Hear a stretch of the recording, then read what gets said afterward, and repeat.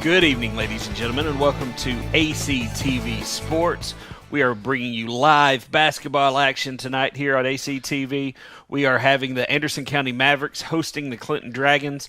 To my left and to my right, the guys that have joined me pretty much for the past year or so for all the games. I got Jared Fogarty, my brother, to my left.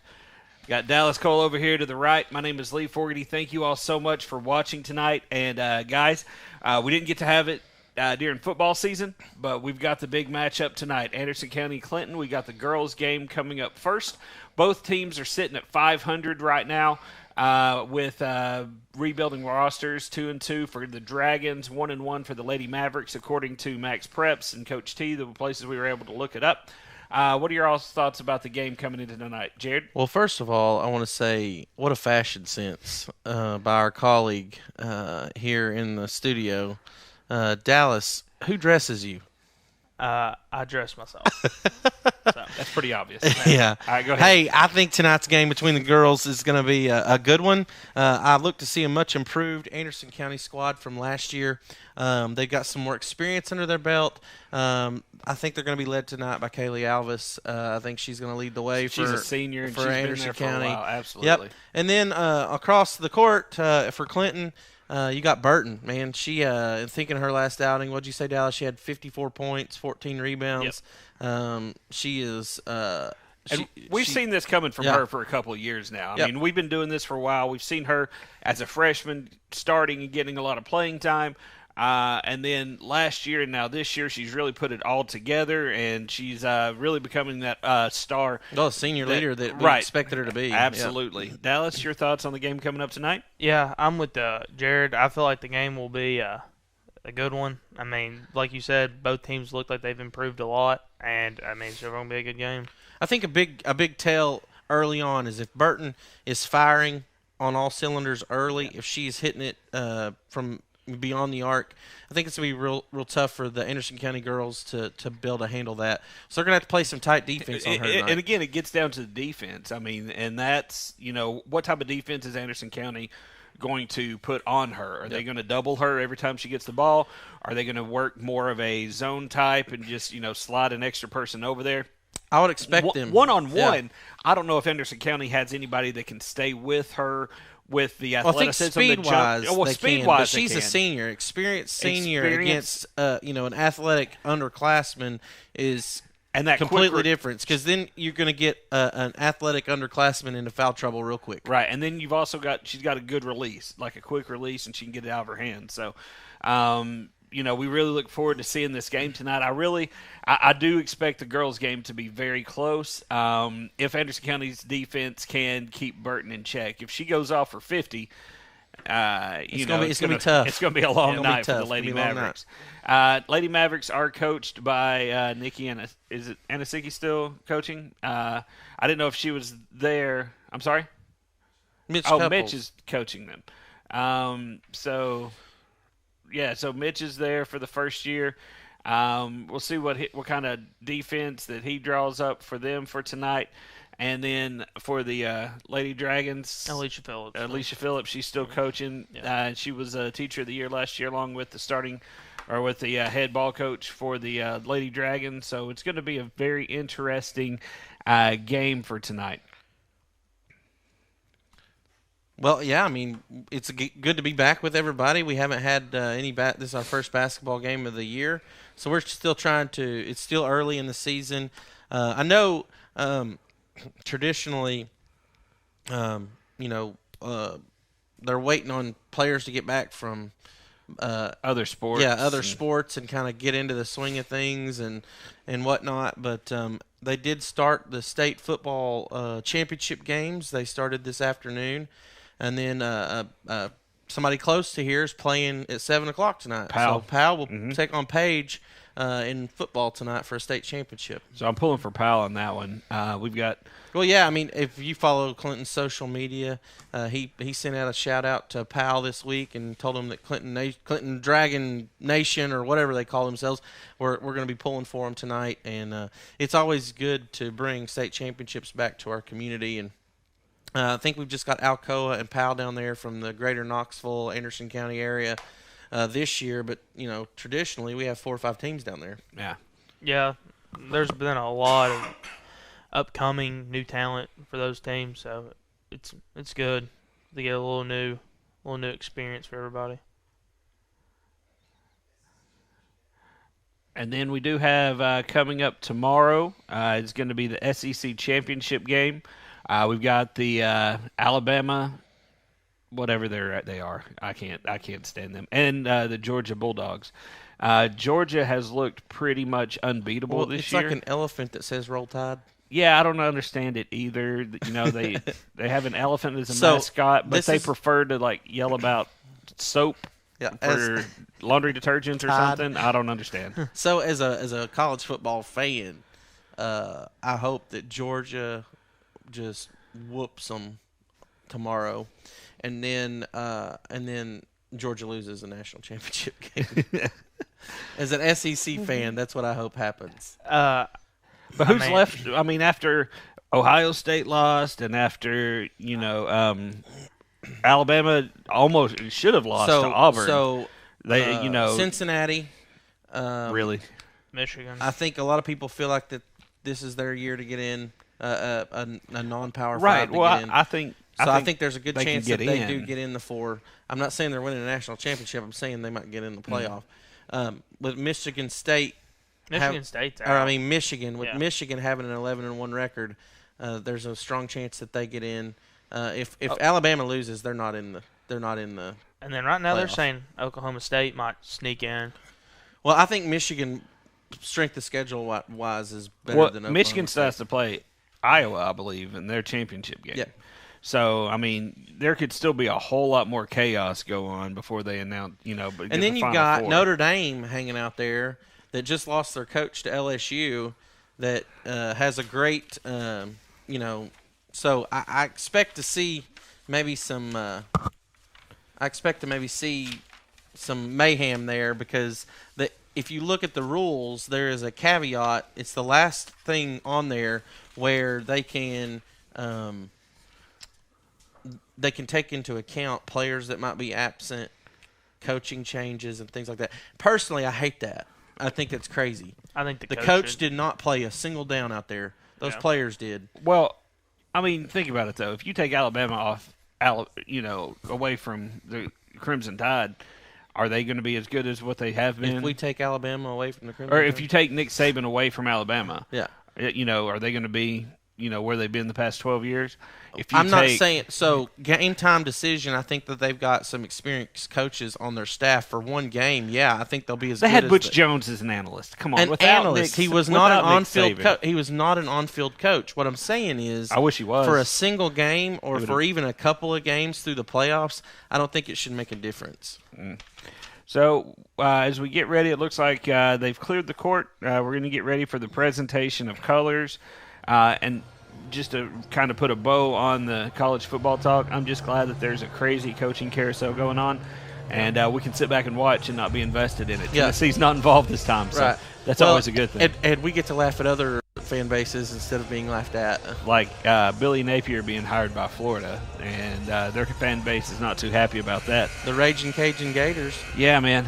And you've got the transfer portal, and you've got, players who are, their teams are going to a bowl game but have announced that they're not going to be playing. Well, I love the fact that you've got our coaches out there recruiting all those kids that went into the portal, all these former 5-stars that lost their coach. They're out there recruiting to bring them to Tennessee because we got 30 roster spots that are available and can only sign, 25 freshmen. Right. And we're also going to try to keep a lookout to see if we can get the starters whenever they're announced, so we can keep all that information going. Again, thank you so much for joining us here at ACTV Sports. We are on Channel 95 for Comcast, 99 for AT&T UVerse. As always, we're available at Facebook. And streaming on Facebook, as well as at YouTube, Twitter, Apple TV. We've got the app now, the ACTV app. You can also find us online at andersoncounty.tv. And we're going to go live here to Anderson County, and we'll be back with basketball action here on ACTV Sports. Oh, say, can you see by the dawn's early light what so proudly we hailed at the twilight's last gleaming, whose broad stripes and bright stars through the perilous fight o'er the ramparts we watched were so gallantly streaming. And the rockets regular, the bombs bursting in air, gave proof through the night that our flag was still there. Oh, say does that star-spangled banner yet wave o'er the land of the free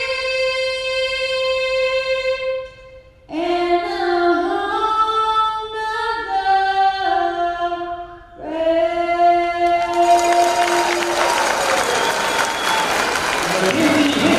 the brave.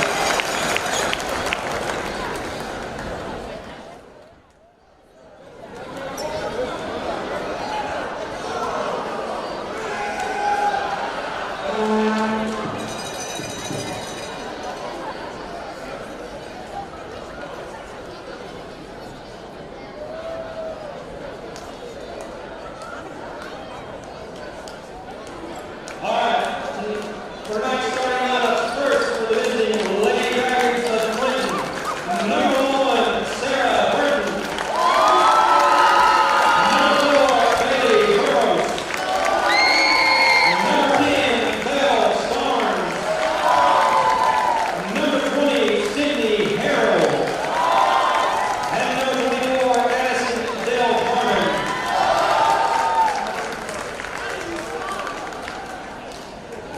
Now for your Lady Mavericks, number 1, senior Kylie Alvis. Number 13, freshman Shelly Kelly.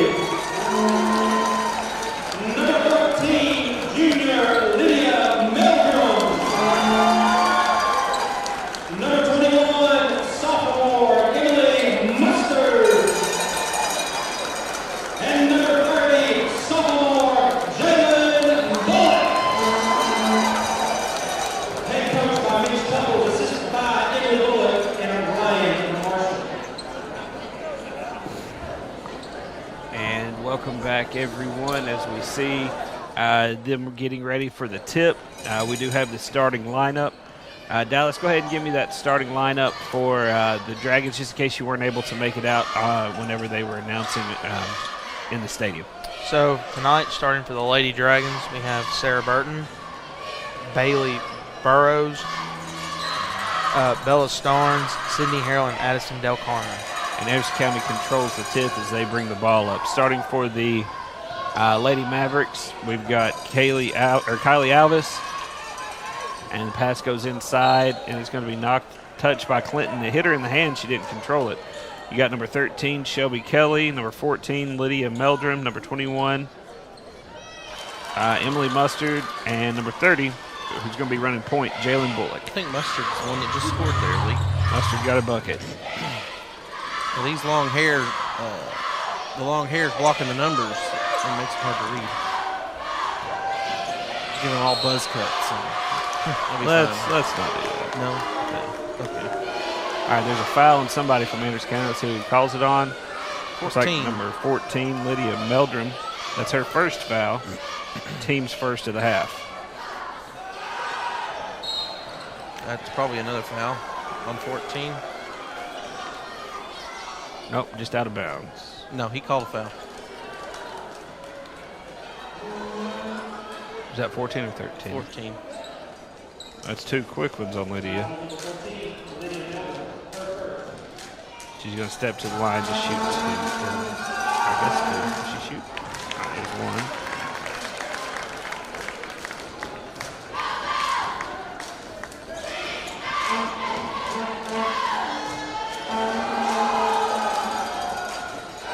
Second one short. Was she shooting a three? Yep. She was in that corner over there. Right? Well, I was looking down trying to get ready to mark points. Misses 2 out of 3. Mustard with the rebound. Bullock bringing the ball up at the top of the key. Trying to work it inside. Passes a little high. Rebound by Ricky Williams. He's a cameraman standing out of bounds. Burton with the ball. Lady Mavericks with an early 2-1 lead.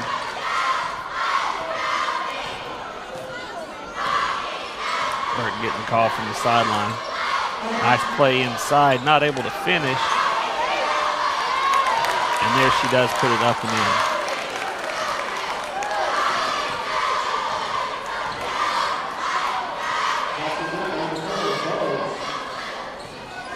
Bullock with the ball. Nice ball movement there. She Pulls up for 2 inside the line. No Goes good. strong. Tipped around. Nice play. Oh, they're going to She was say out his of bounds, foot though. was on the line. Hey, it's heads up play though. It was. Nice aggressive play there, trying to throw the ball off the Dragon players.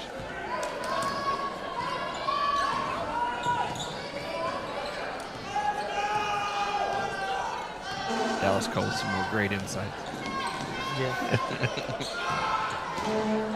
I like the defense they're playing on Burton right now. 3-point shot. Off the rim, no good. Pulled down. Ball is going to stay with the Lady Dragons. Burton to inbound from underneath the basket.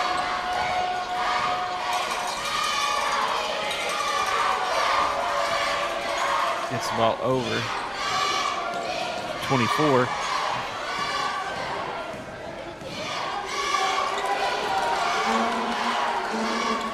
Back at the top of the key. Working the ball around. Addison Del Carmen dribbling it.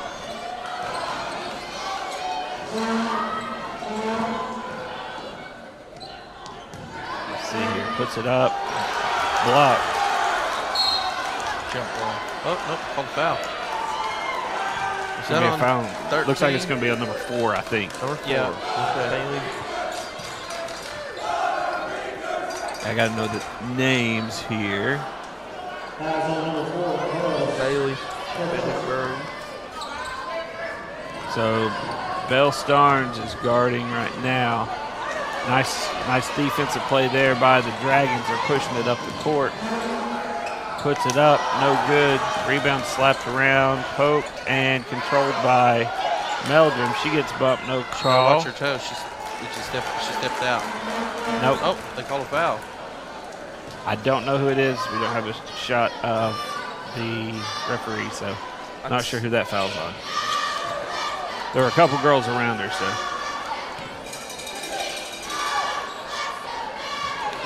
Good knockout. Hey, great heads-up defense there by Bailey Burrows.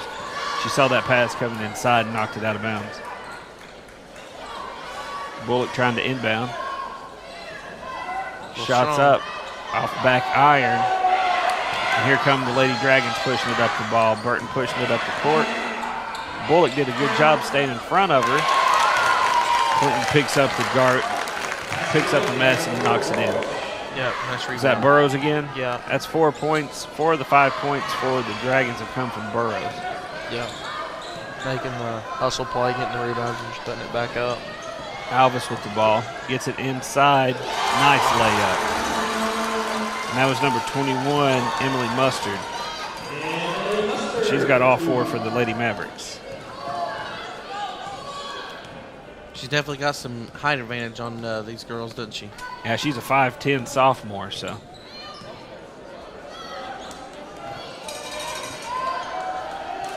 Look for the Lady Mavericks to put the ball through her quite a bit. Starnes driving in. Does a little scoop layup. Another foul. Nope. No, They that just was called not the slap. foul. They just out of bounds. I thought he was holding Lost up control of it. with the arm. Lost control of it. She was the last one to touch it.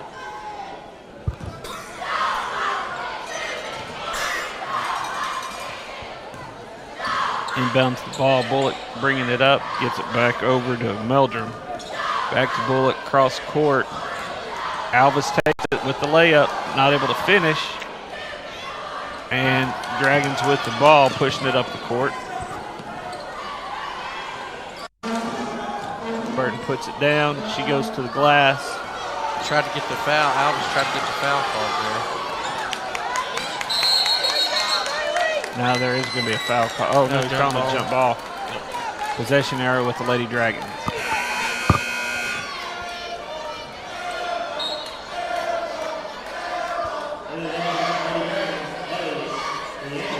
Well, he pointed towards the Dragons.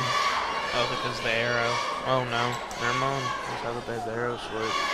I'm just going to try to pull it quick when he gets the ball. Yeah, it'll work. If it works, it works. All right, Burton bringing up the ball. Going, gets the drop, tries to draw the foul. She's just got teed up. She just got a technical. Yep. I'm afraid that's what just happened. Can't yell at the ref. I understand if you're frustrated, but you can't.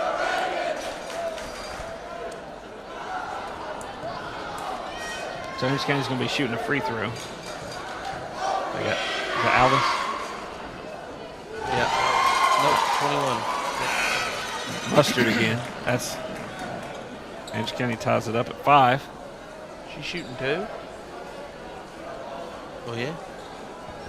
Technically, one.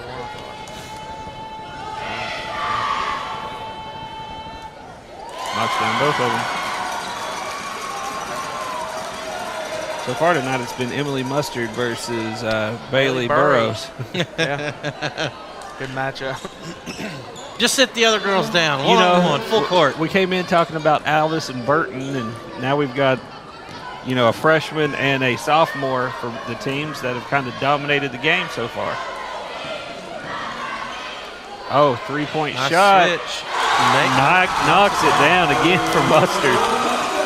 She's got all 9 points for the Mavericks. That was a good switch there.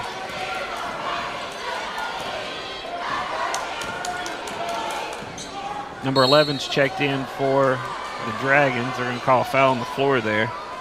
Burton is out. Number 11, Ashanti Davis is checked in.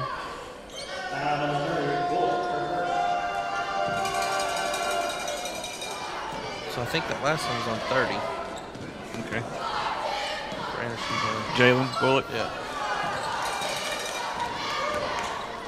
I'm missing one foul somehow. I don't. There's one where we didn't see the We didn't referee see who call it was. Yeah.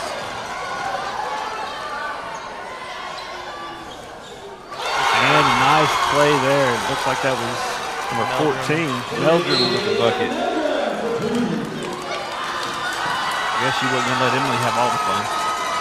Timeout on the floor with 2:28 left to go here in the first quarter. Mavericks with an early 6-point lead, 11-5.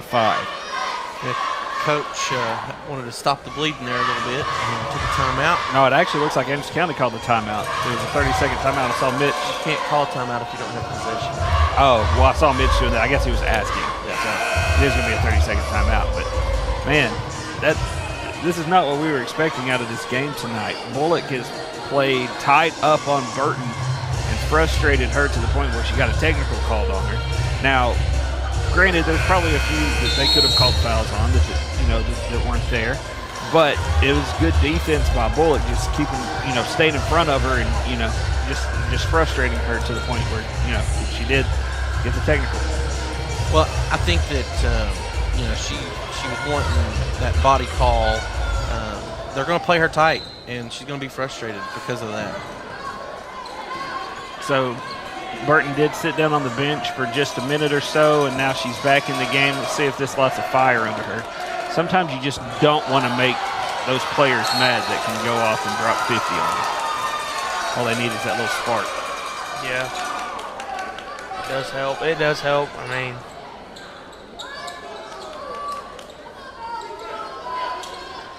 Thanks, Dallas. yeah. Emmy award-winning stuff. Oh, nice pass inside. Dragons are trying to press, but the spacing that the Lady Mavericks are getting right now and being able to break that press and getting an easy layup, it's just hard to do as Mustard gets another bucket. She's already in double digits tonight. She's got 11 points. I know, to have a Meldrum with the rebound, pushes it up the court. And there's a foul called. I think it was on 11. Again, I couldn't see the hand Nah, of I the think it was referee. on. I think it was on Ashanti. All right, Bullock with the ball. You know, when you go into a football stadium, it's normally, if you're the home team, you get 3 to 7 points. What's that equivalent in basketball league? I have no idea. 5?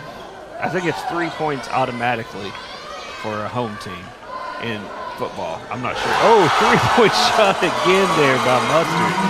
My goodness, she is lighting it up. Here early, she certainly is. She has 14 of the 16 points for Anderson County. Anderson County with an 11-point lead. Burton off the mark, That's a foul. and that's going to be a foul there. That'll be her third. If that's on Meldrum.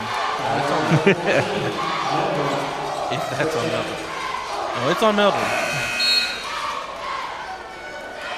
You got to love her aggressive play, though. I mean, Yeah, you just don't want 3 fouls in the first quarter. so 22 subs in for her. 22 is going to be Rowan Smith.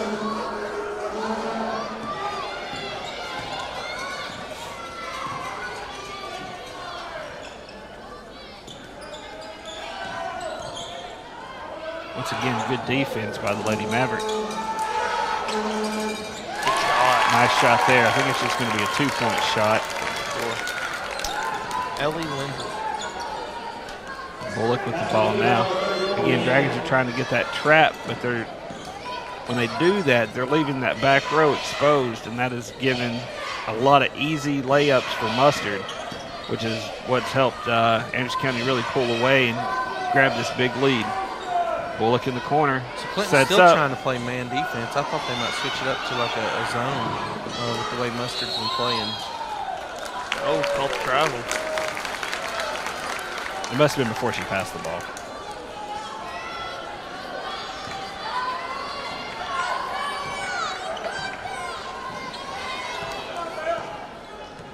So here comes Burton.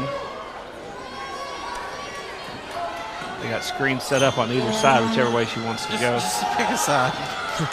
Either way, They're trying to get her going. some separation. They're trying to get her some separation. Long 3-point for Burton. No good. Tipped around. And that's going to be the end of the first quarter. End of the first quarter, Anderson County with a 9-point lead, 16-7. Emily Mustard has 14 points of Anderson County 16. And for the Lady Dragons, the leading scorer is going to be Bailey Burrows with 4. It's not exactly what we expected coming into tonight's game. No, what we said, we thought it was gonna be a lot of Sarah Burton and Well, when you come out shooting Golly. like Reggie Miller, I mean, yeah, Emily, anything can happen, right? yeah. I mean, Emily Mustard, shooting phenomenal. She maybe missed 1 or 2 shots. So. She hit a 3, the only 3 that she took. I mean, she's just Yeah. she's everywhere on the court. She hit the free throws whenever, No, she did. Yeah. It was, She was the free throws. yeah. So I guess you go with the hot hand. Yeah. I think we have a leader going into for player of the game right now if the game stays the We're way 1 it quarter is. in, so I wouldn't be placing any bets just yet. That was an amazing first quarter there by Mustard. That's got to be the best quarter, maybe game that she's had in her Anderson County career so far. She's been fantastic.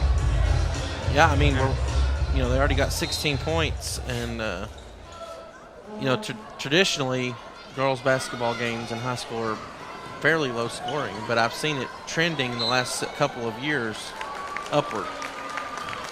And that's going to be a travel called on Alvis. Second one.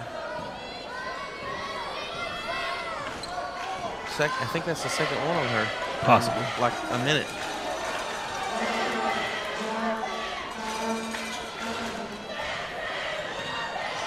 Yeah, I don't think Burton wants Mustard guarding her at 5'10". No. And another steal there by Mustard. And another steal back. Stolen back by Clinton. the Lady Dragons. Over to Burton, wide open for three. Good closeout by Mustard, just couldn't get there in time.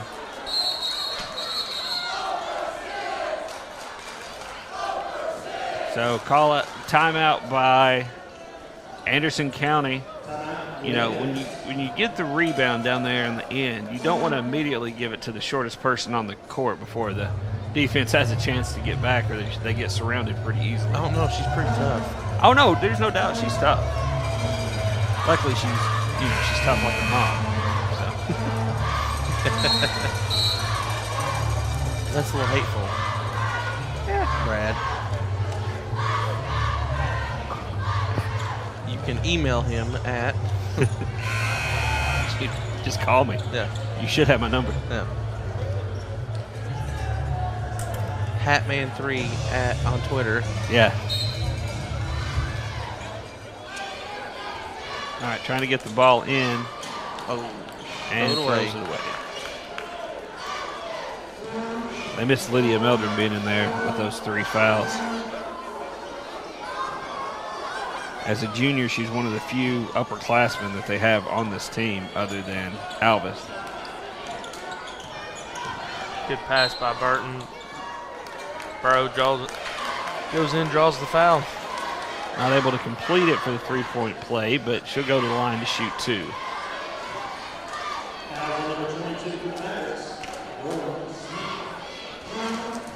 Wonder if Dallas can give us any insight on the free throw shooting team that Clinton is this year so far.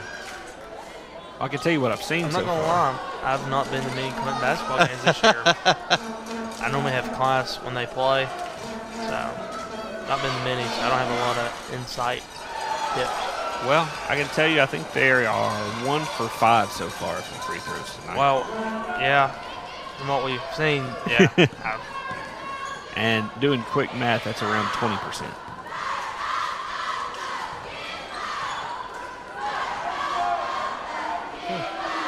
Nobody scored yet here in the second quarter. We're over a minute in.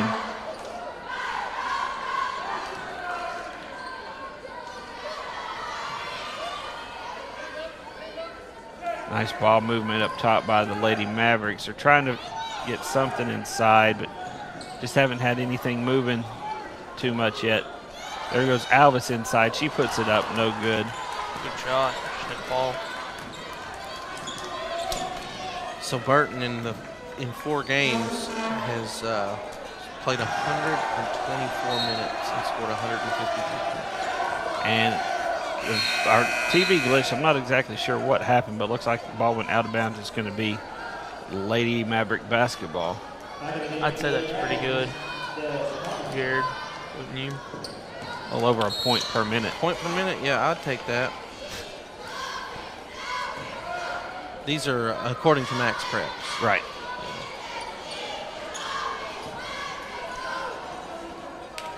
I was trying to see what their free throw percentage was. Nice inbound by the Lady Mavericks. Oh, Good pass. Mustard open again. Yeah. Knocks it down. The Dragons have to get something going here. She's shooting 38% from the field, from 3-point line, and 89% from the foul line. That was a foul on 22. And almost 60% from the field. Rowan Smith with her first foul. Blocking foul as it was on the floor. So checking in now for the Lady Mavericks is going to be number 14. Nope, number 4. Oh, number 4, sorry. Kristen Campbell. good rebound by Burton. Got the put back. Got fouled on the shot. So she didn't like the call. If I were coaching her, I told her not to slap down. Okay, just get over in front, put your hands up.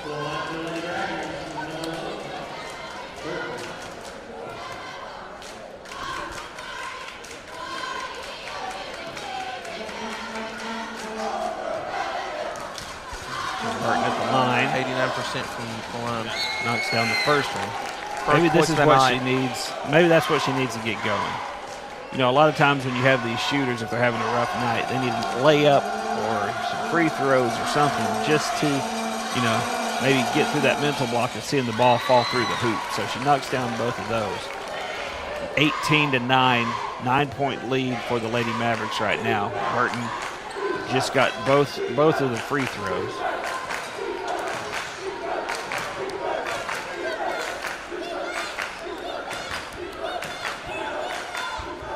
Bullock with the ball up at the top of the key. So, if my math is correct, Burton is averaging like 38 points a game.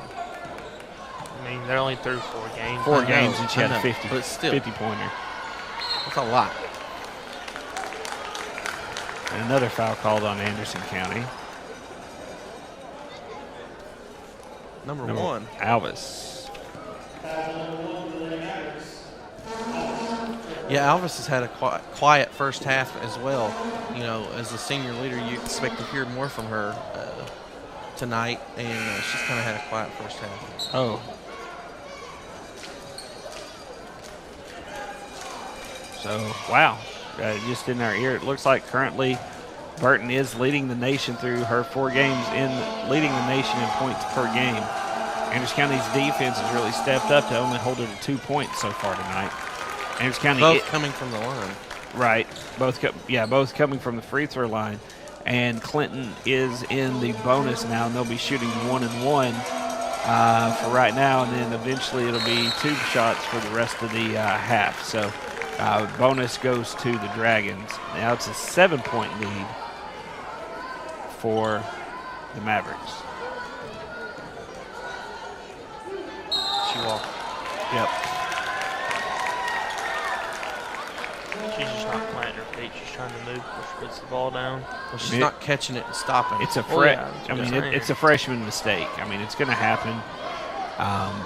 But with such a young team,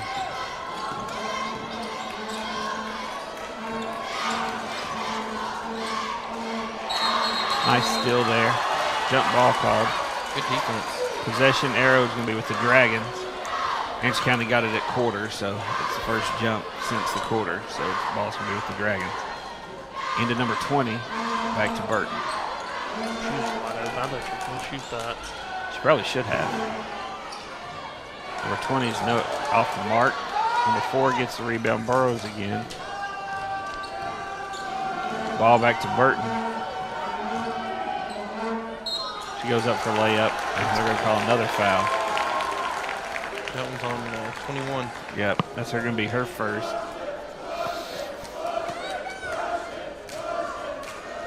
Unless she had the one that I missed earlier.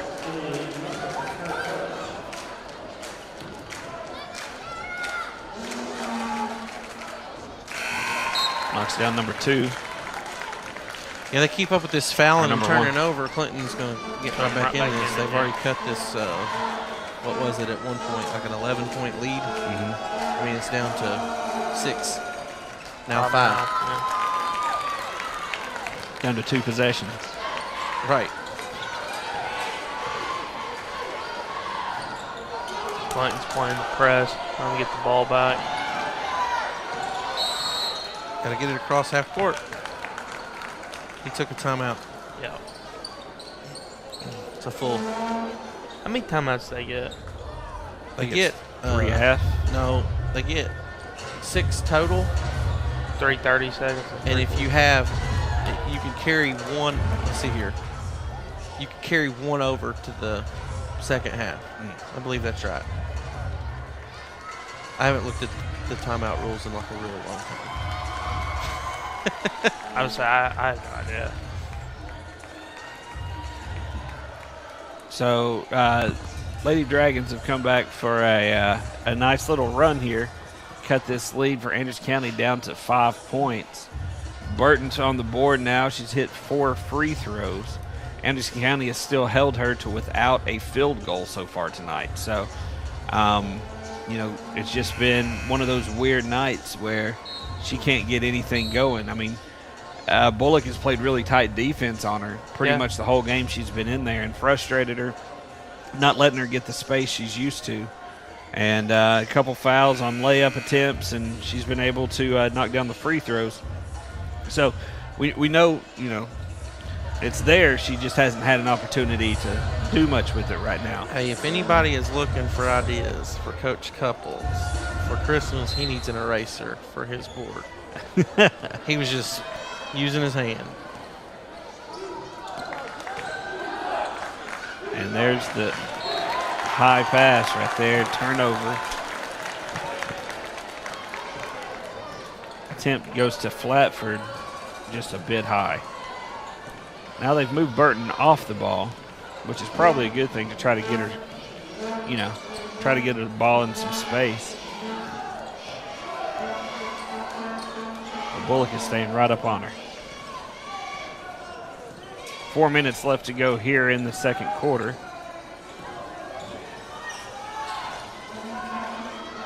Three-point shot, knocks it down.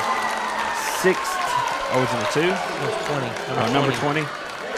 Sydney Harold, first points in that. Lead is down to 2 for the Lady Mavericks. There goes Burton. Burton with She's the layup. dangerous there on defense. That's how she scores. Tie the game it up. In a Nice. matter of 2 minutes. Nice run here by the Lady Dragons. And here they come again on transition. Good job by Bullock to slap that ball away.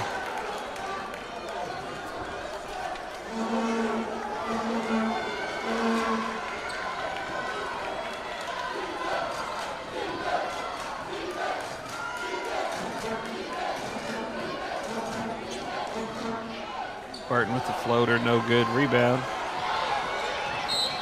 Yep. Yeah, that'd be a foul. Reaching. That's going to be a number 20. Anderson County should be getting close to the bonus at this point. I think they got like 2 more. Oh, it's 2. Yeah. They haven't, until recently, hadn't scored as many points, but they played a much cleaner game. They've had a few turnovers, but they're just missing shots. Another turnover. Burton steals it.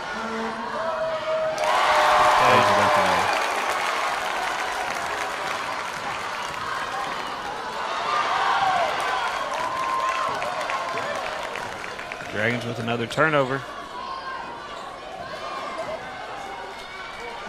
3-point shot off the back iron. Up and in, number 4 scores again. Burrows. Like you were saying, Lee, those free throws may have helped Burton turn it around, get her going. Anything that you can, they're trying to break that press the same way that they did earlier. She but smacked it away. Hit her at the other girl in the back of the head with it. Mustard gets it. Yeah. That's going to be a foul. Probably 10. Starnes, Bella. 10.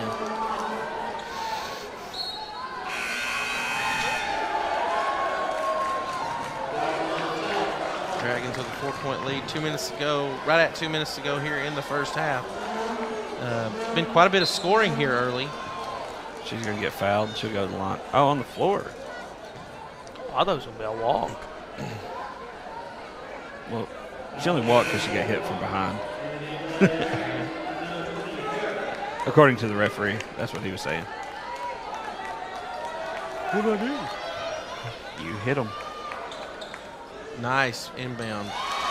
Patient, very good. Was that Lydia, number 14? Yep. She waited for it to clear out and fed the ball in there. Nice layup. Burton bringing the ball up.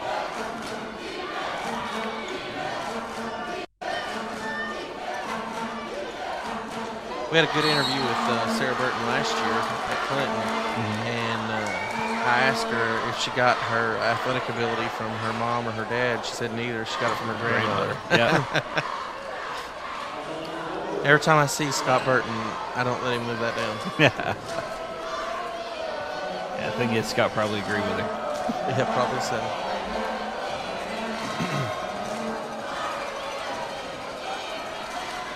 Knocks down the first one.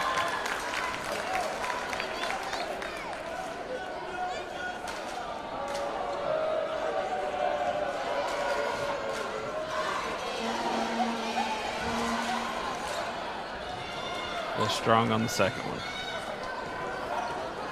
3-point lead for the Dragons. Great comeback here in the second quarter after Anderson County had led by as many as 11.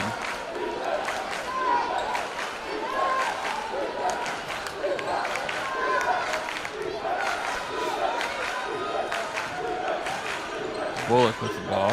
Trying to get to Alvis. They're Burton with a no steal.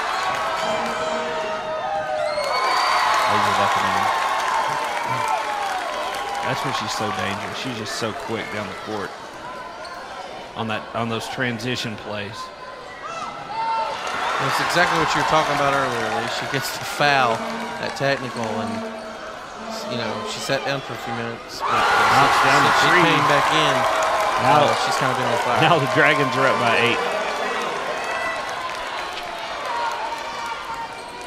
The thing about Anderson County is that they've been running that same play with the to break the press the entire game. Alvis from deep to break the press, and Clinton knows that play, and they're going to drop. Burton has been dropping back, waiting for that second pass to go towards the forward, the one that Emily Mustard cleaned up on there in the first quarter, and has stolen it past couple times, and they've just not been able to do anything with it. 0 on the, and it's off the mark. That is halftime. Your score: Clinton Dragons 28, Anderson County Mavericks 23. And wow, what a difference of a second quarter. Burton, who was completely shut out in the first quarter, got the technical, finally got to the line and hit 4 straight free throws, and I think it just opened everything else up. Yeah, and she's been able to get a lot of transition baskets.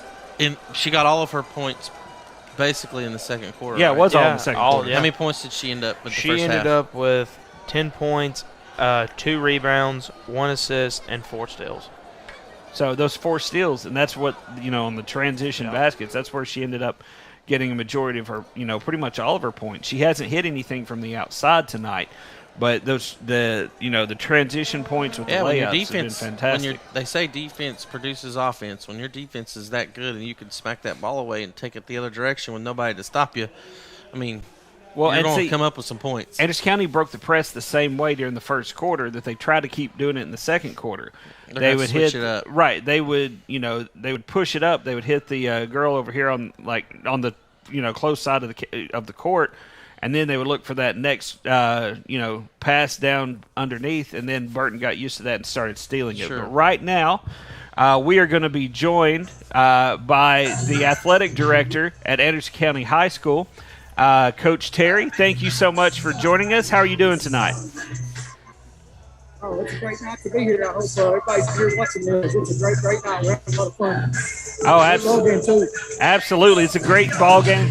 Lady Mavericks, had a pretty good lead there in the first quarter, but you can't shut Burton down for too long, and she ended up taking over the second quarter and coming back. It's so great to see this rivalry continuing in basketball.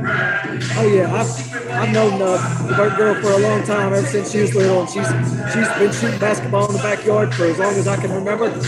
And she's a great ball player, and she's hard to deal with on the court. Absolutely. Emily Mustard had an outstanding first half for the Lady Mavericks. But Coach Terry, tell us a little bit what's going on. We saw the football team made it to the playoffs again. They weren't able to continue, but another good season for the football team. Tell us a little bit about them. No doubt. Football, 5th-time region champs, 5 times in a row. Either Chattanooga region, Knoxville region, doesn't matter. Put us wherever. We've got a great program right now. Coach Gillum is just doing a great job leading our kids, and our kids are responding in the way we want them to. Soccer region champs, volleyball region state runner-ups. Girls soccer region champs. Just a great fall. Cross country had some girls go to the state tournament down there.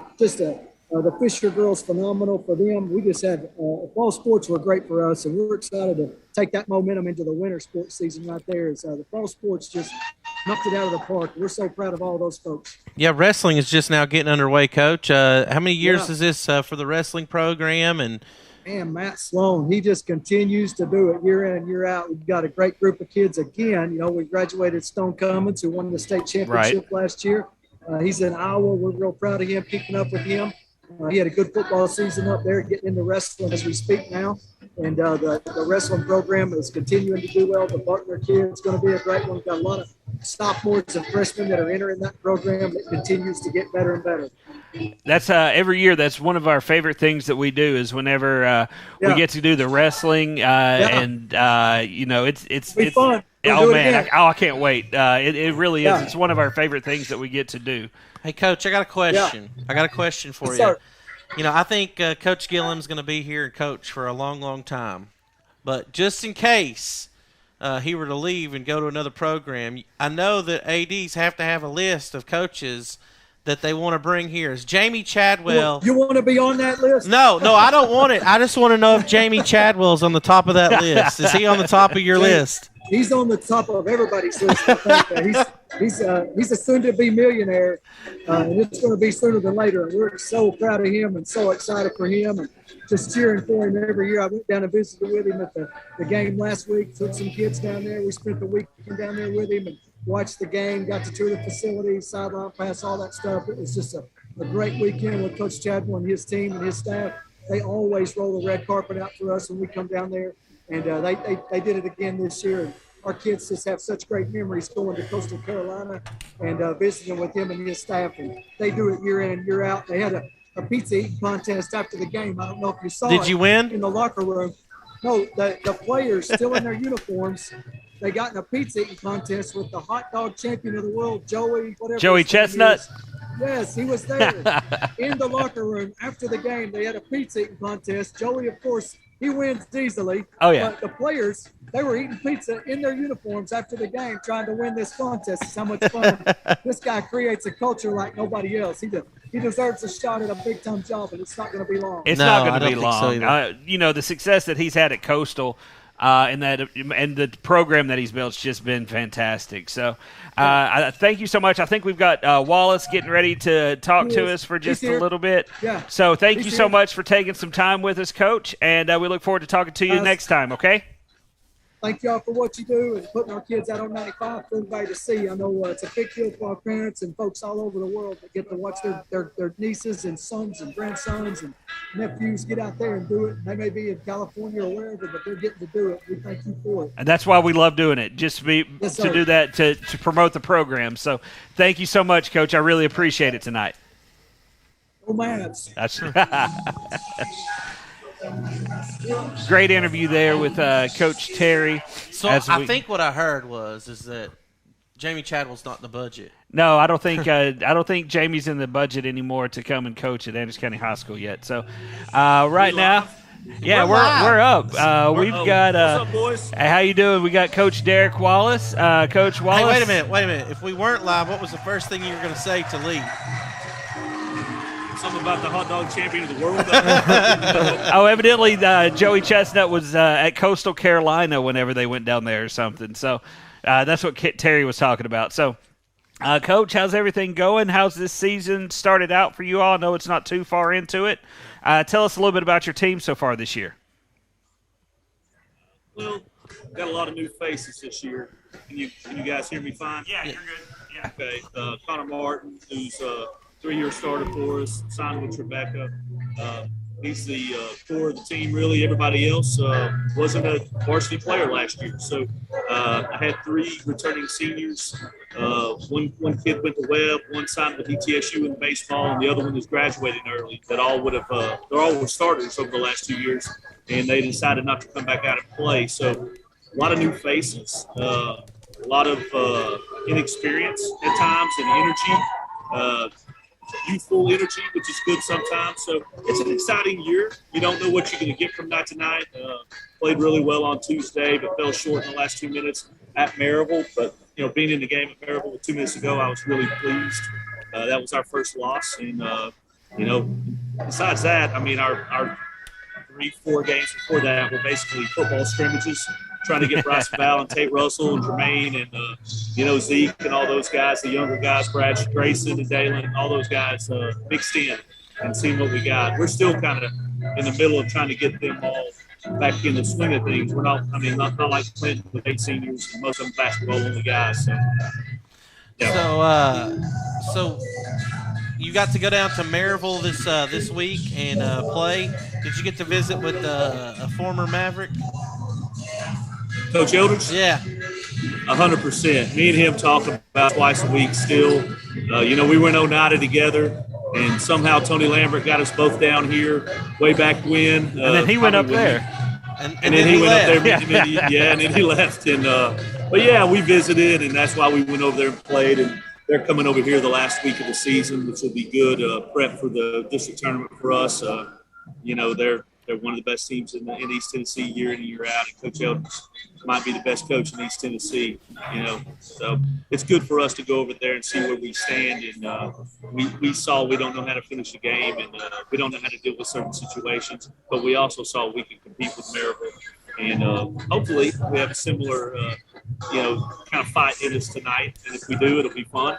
We'll see where the chips fall at the end, and if not, we'll get back on it and get ready for a long season. And in the right way, a long season, right? Because such amount of youth, it's going to take a minute at times, and it's not always going to be pretty. But it's really exciting for us because we have so much growth in front of us. Hey, Coach, I got one last question for you, real quick. Sure. It's got to be fun for you though with these new guys to see their growth from the beginning of the season to the end of the season. Who do you look to stand out for you a little bit? That's new. The other night, we got 25, 26 points from Brandon McGee, who's my only other senior. But really, Bryson and Tate really need to make that transition a little smoother from football to basketball. They're still out of shape, and they're still winded the way we're trying to press and things like that. But, we've got a lot of guys that are kind of in the mix who are young and trying to figure it out. Ryan McGee is a sophomore that's starting for me right now who didn't even play for me this summer.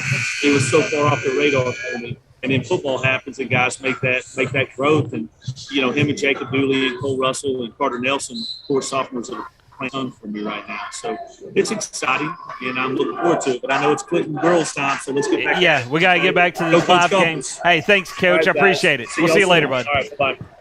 All right, and as the game gets back, we'd like to thank Coach Wallace and Coach Terry for joining us as we are back live. Nice ball movement inside by the Lady Mavericks, and looks like Meldrum puts that one up and in. So the Lady Mavericks cut that lead back down to 3. They cut it from 8 to 5, and now we're down to 3. Wow, good pass. Good cut. Yes. Great offense there. Was that number 10 for the Dragons? Bellas finished it up. Yep. Bullock pushes it up, crosses half court. She broke the press pretty much herself there. So Bullock again up at the top of the key. 7 minutes left to go here in the third. Just started. Mustard gets the ball, kicks it back out. 3-point shot off the rim. Rebound taken.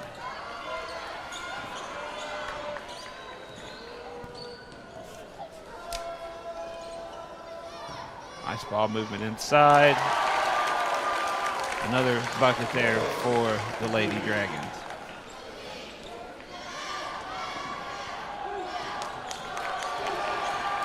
Yeah, ill-advised pass there, and Burton was able to come up with it. She missed the layup, but they've got numbers, and she throws the ball away.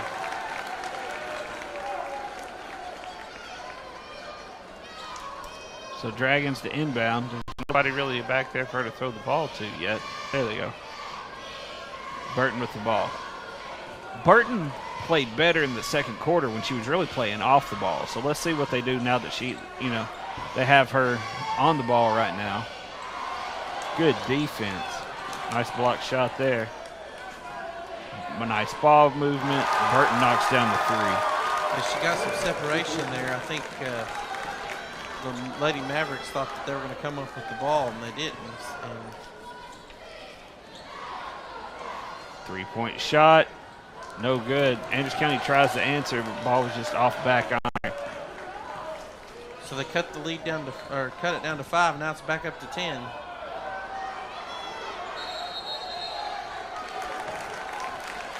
I think there's going to be a foul called, or she just stepped out of bounds. 13. Who was that for the Mavericks? Shelby Kelly. 3-point shot, no good. She rebounded it there. Bullock gets the ball up court. Foul called on Clinton. I thought it was tipped out by Clinton. Nope. That was a foul. Yeah. It was clipping. Is that Harrell? Yeah. Clipping on Clinton. I think she went up for it and got tripped up.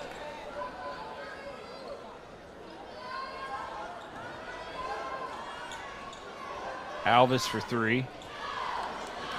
Back on. Mustard gets the ball. She's trying to go back up with it. She's going to be fouled. Foul Clinton. I think it's going to be on number 4. Bailey. How many is that on her? 2.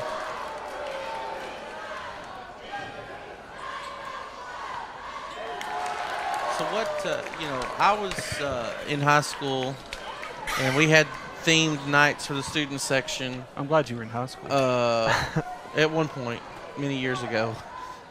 Not Not as many as you. Yeah, not as many as me, but What would you call the theme for Anderson County's, is that frat boy? That's what it looks like to me. I can't. It does look like frat boy. But there was some kid in the front wearing American flag shorts. That could still be frat boy. Yeah, I know. I'm just saying.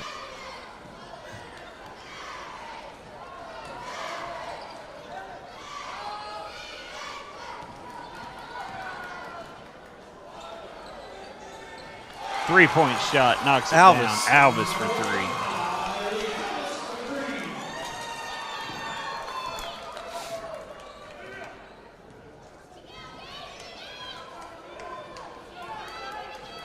Let's see here. They're calling their play here. They run that double screen. Burton likes that double screen. She can pick whichever way she wants to go. Stolen by Anderson County. Nice ball. Get the ball up there. Yeah, good Two-point Knock it down, shot there. 14. Meldrum. She cut the lead back to 5. It's been a streaky game for both teams. Yeah, it really started with Anderson County coming out and shooting on all cylinders from Mustard. Mustard. Number 20 hits a 3. And then in the second half, Burton kind of took over and really dominated the second half. With After her those free throws, defense. Mustard again knocks down another 3. And here early, it's kind of been back and forth. Timeout. Looks like a 30-second timeout called by Clinton. 5-point lead for the Dragons. Each team has been up by double digits tonight. It's been a Been a good swing game. game. Anderson County up early by 11. Earlier in this quarter, Dragons had a 10-point lead. So it's, like I said, it's been a streaky game right now with the Dragons with a 5-point lead. And the scoring really has come from two main ladies from the Dragons, Harrell And Burton. and earlier Bailey Burrows. And for the Lady Mavericks, Emily Mustard has still led the way, and then Kylie and Lydia Meldrum have given the other points really for the Mavericks. So whoever can get a fourth person really going, and I'm not even saying double digits, but 6-7 points might give that team a big boost. Well, Lee, I mean, this early in the season, your rotation's probably like 7 or 8 people. I would guess. She dribbled out of bounds. And, maybe not for these teams, but traditionally it would probably be 6 or 7, 7 or 8. As you get closer, deeper into the season, it's probably cut down to 6 or 7. Right.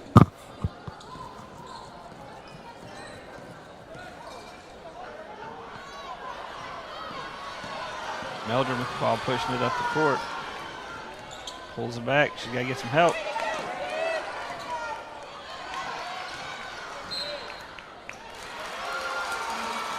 Stepped out. No, it was a foul. I thought he was stepping out. I guess it was. Dang, I'm off tonight. 34. Foul on 34. It's all right, Dallas. I think the beige is getting Who's into 34? your ears. Ellie Leander. Somebody's bleeding. Oh.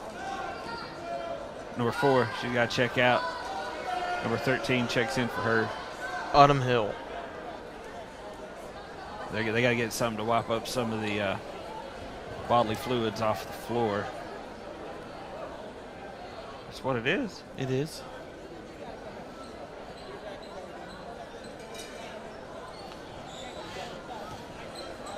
Hey, Dallas, will you drive down there and wipe that up for him?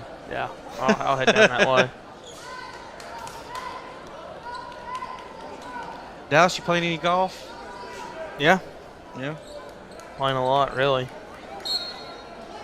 So, enjoying that. It's fun. Love doing it. Good defense, smacked it away. Anderson County came up with it, though. She wasn't really looking. It was kind of thrown into her hand. Wow, good Three-point shot. shot, knocked Good down shot. by number 13, Shelby Kelly. Cuts that lead down to 2 points for the Dragons.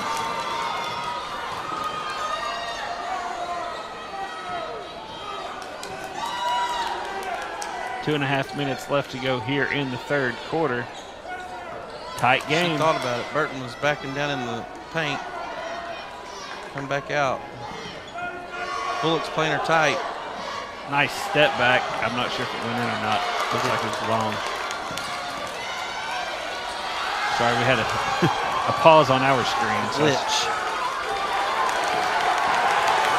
They're running so fast, I can't keep up with it. take the ball across. And there's a foul call. So timeout. Looks like a timeout for the Mavericks. 2 minutes left to go here in the third. I wish they kept track of their time. I wish we could see their timeouts. I think We're that close. Yeah, I It's think. right at the bottom. Yeah, I think they're probably running out. It might be 4. They may have 2 left. Trying to think of who's called timeouts. Hey, it's been an exciting game so far, though. It has. Back and forth. I mean, you gotta like the struggle. You know, they're figuring things out. Coaches are making adjustments to get them out of trouble. And So now so this is where Burton thrives. Let's see if she comes up with the turnover here. She loves on to. the switch. Oh, nice play there by the Lady Mavericks. Nice ball movement. Wide open for 3. Short. Nice rebound there by Autumn, who just checked in, and then she throws the ball away. It went over number 10's head, Belle Starn. That was a better inbound pass than what we've seen so Yes. far. I like the play off of it. Everything off the ball, the shot just didn't fall, unfortunately. Burton's calling defensive play here. Meldon Short misses. again.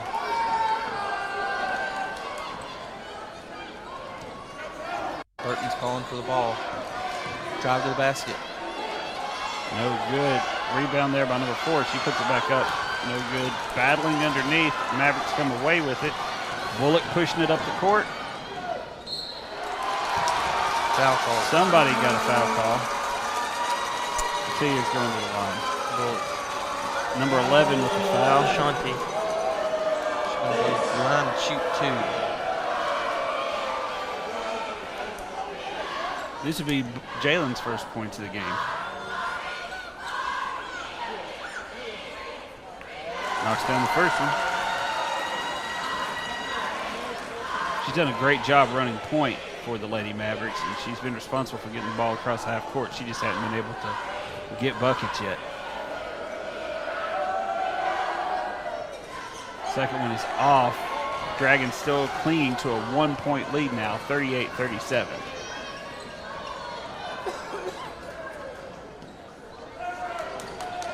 Dragons moving the ball around at the top. Foul called. Looks like it. That's on Meldon. Her 4th.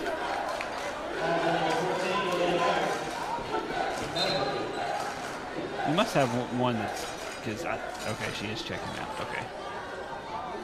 Yeah, there's no way that she plays the rest of this quarter. Deep pass, inbounds. Nice ball movement there by the Lady Dragons. Good defense. Come up with it. Bullock out on Burton still. I don't think Bullock's come out of this game yet, has she? Halftime, end of quarter. 3-point shot. It's long. Off of her leg, but she got back after She it. kicked it though, but it was going to stay with the Dragon. She dove after it, which Gotta was like a good the play. hustle, though. That's good hustle. But she knocked it out of bounds. Dragon basketball. Burton inbound.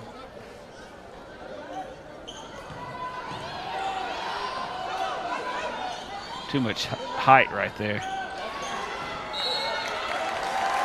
And ball's going to stay with the Dragons one more time. Off of number 24 for the Lady Mavericks. I don't have her on the score sheet, so I'm not sure what her name is. I apologize.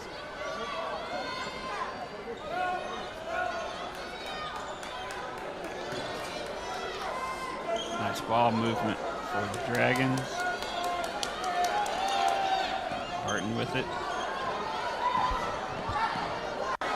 Nice drive by Burton. And the foul. Should go to the line for a 3-point play.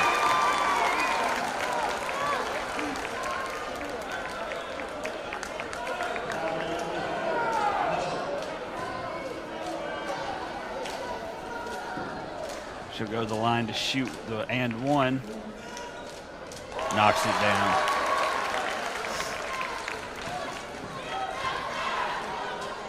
Those free throws there in that second quarter really got her going. Nice pass. 3-point shot. Off the back iron. Hustle. Fought for. Dragons come up with it. Here come the Dragons pushing it up the court. Keeps control. Gets it to Burton. Burton for a deep three. Off the mark. Slapped around. Ball's going to be the end of the third quarter. At the end of the third, Anderson County rallies to bring it back within 1 point, but late, Burton gets that 3-point play, extends the lead back out to 4. Your score, 41-37, end of the third. We're setting up for an exciting fourth quarter, fellas. Sure. Yeah. Yeah, I think you're going to see them play real hard. I mean, this is a crosstown rivalry game, so they're definitely going to give it all they have here. I mean, you only get 2 opportunities a year to play them, so once here, once there. And it's been a fantastic game so far. You know, the fight both of these teams have shown not to give up. You know, Clinton to come back, and then after Anderson County gets down by 10, for them to fight all the way back to only being trailing by 1 there late in the third. Yeah. And then, you know, Burton hits the shots, and Burton hadn't given up even with her slow start. And she's ended up with a fantastic game. Yeah, I mean, like you're saying, like you said, the free throws. I mean, really got it going for her. I mean, she had 6 that quarter. She's up to 16 with. She had 16 points basically in 2 quarters. Yeah, and then 6 steals, 2 quarters. But it's been fantastic. And Emily Mustard, she hit the 3. You know, she had a great first half. She didn't do as much there in the second. I don't know if, you know, she's not on the court right now. Maybe she's getting a breather or something. And then Meldrum, and probably need a little bit more point output from both Jalen and Kylie in order to really, you know, take this game back over for the Lady Mavericks. Almost lost it there. With the reverse layup, no good. Here comes Burton pushing it up the court.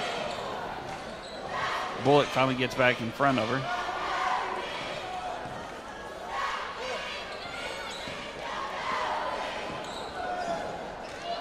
Nice pass there by the Lady Dragons. Yeah. Number 11. That was from sweet Shanti. Yeah, that was a nice pass that she made.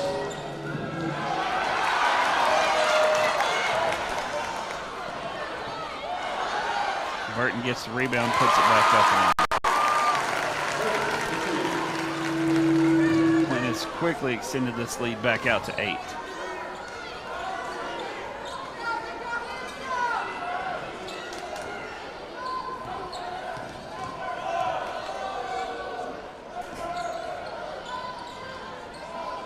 Bullock controlling the ball up at the top of the key. Moves the ball inside. 14 with the foul for Anderson County. That's Meldrum. Yep. 4. That's 5. Is that 5 on her? What they get, 6 or 5? I thought they get 5. They get 5. So maybe that was her number 4. I think- We may yeah, they- have miscounted one of them. I guess so. But I didn't. For the record. They're just going off William. Good pass. nice Good block. What a presence inside. She's tall. Alvis for 3. Rainmaker.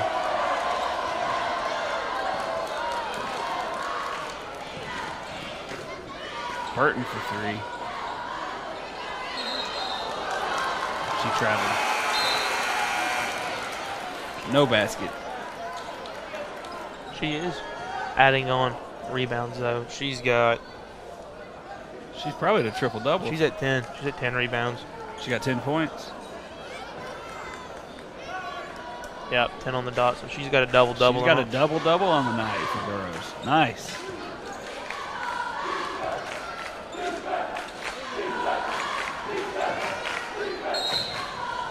Alvis And with the one. and one. She gets fired up there. The hoop and the harm. The old-fashioned three-point play. There's all kinds of ways you could say it. I just want to call it and 1. You know why they call it the old-fashioned three-point play? Yeah, because they used to not have a 3-point line. Look at Dallas. Before you were born. Before y'all were born, too. Not Not Lee. you. I Oh, think they've added 85. Yeah, I'm older than the three-point line. wow. Not by much.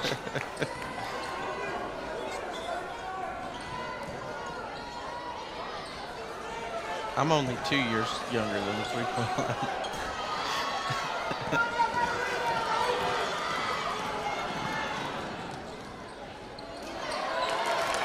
Burton with nice defense there. And nice rebound. Didn't foul. That was important.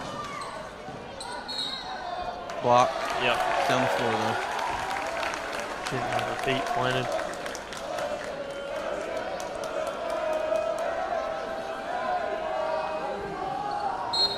Somebody checking into the game. Let's see. I love the competitive nature of Burton, though. Did you see how aggravated she looked with the Oh, block? yeah. She's like, I was going to score. I was going to lay it up, and you stepped in front of me. Love Good it. pass. Nice inbound there. Burton's a hustler.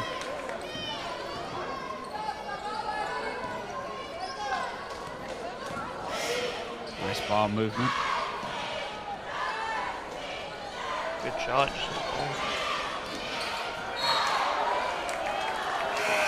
Out of bounds. Ball's going to stay with the Lady Mavericks. A little over 5 minutes left to go here in the fourth.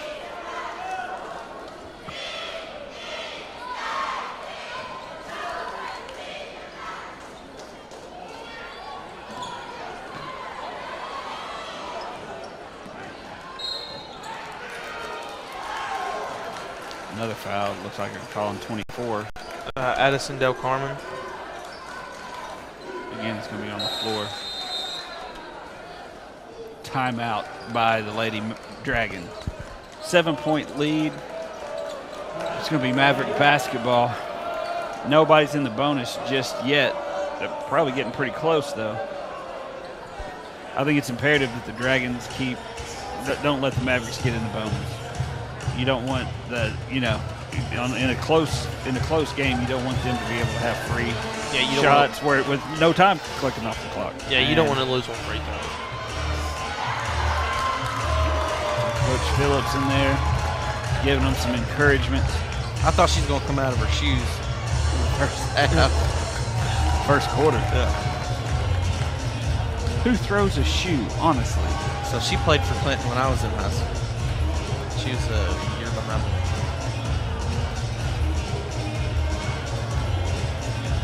They did throw a shoe in college, Yeah. last year. LSU. Yeah. LSU. Yeah. That's a Brian Kelly move if I've ever heard of one. Did you hear that accent that Brian Kelly put my on gosh. at the? Born in Massachusetts, born and raised Oh, in my Massachusetts, and Hi, y'all. y'all, he got that southern drawl.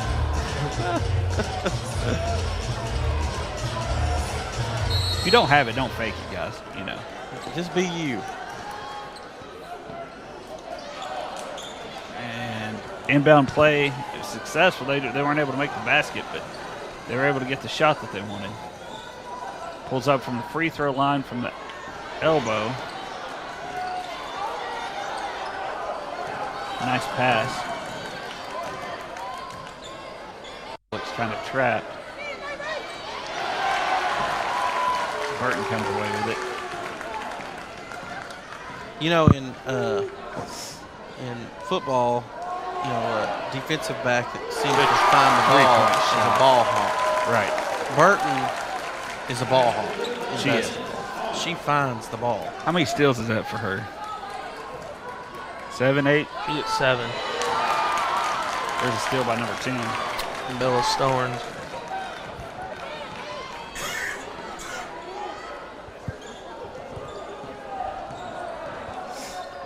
Dragons out to another 10-point lead. 3-point shot, no good. Rebound taken by Alvis. Back over to Bullock. Bullock pushing it up the court.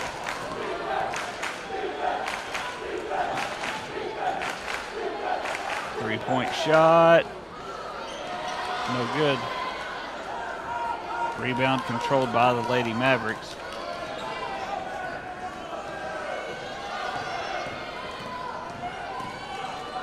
She drives in. She's going to go to the line to shoot too. Yeah, she's just a sophomore.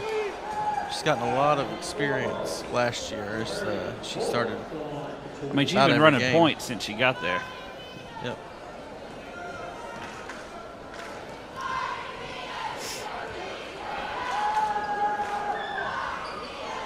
Knocks down the first one.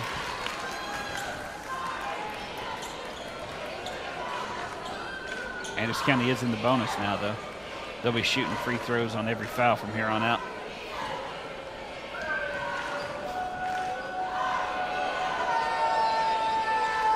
Knocks down number 2. 8-point lead for the Dragons. I'm Again, surprised you hadn't seen some sort of press from Anderson County yet.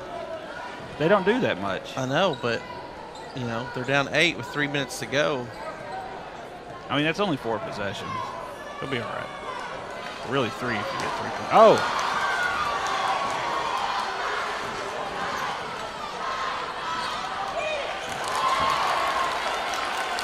There's a turnover. Clinton's looking to slow it down now. Clock down a little bit.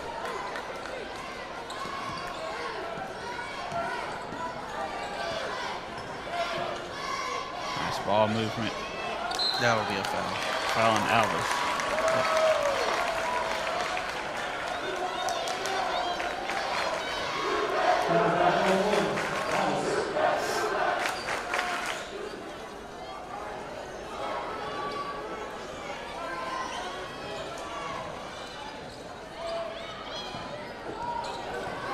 Trapped Burton over in the corner. She was able to get it out, though.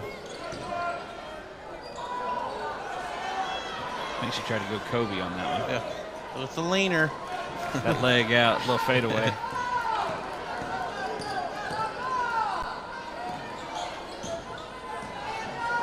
Alvis with the drive. Yeah, good hop step in there. It's going to be a foul on number 10, so she'll go to the line to shoot 2. Anderson County's going to need to knock these down if they want to get back into this. Yeah, I mean, it's an 8-point game, and they're not out of it with 2 minutes and 16 seconds left. But Knocks down number 1. Cuts that lead down to 7. I think she's perfect from the line tonight.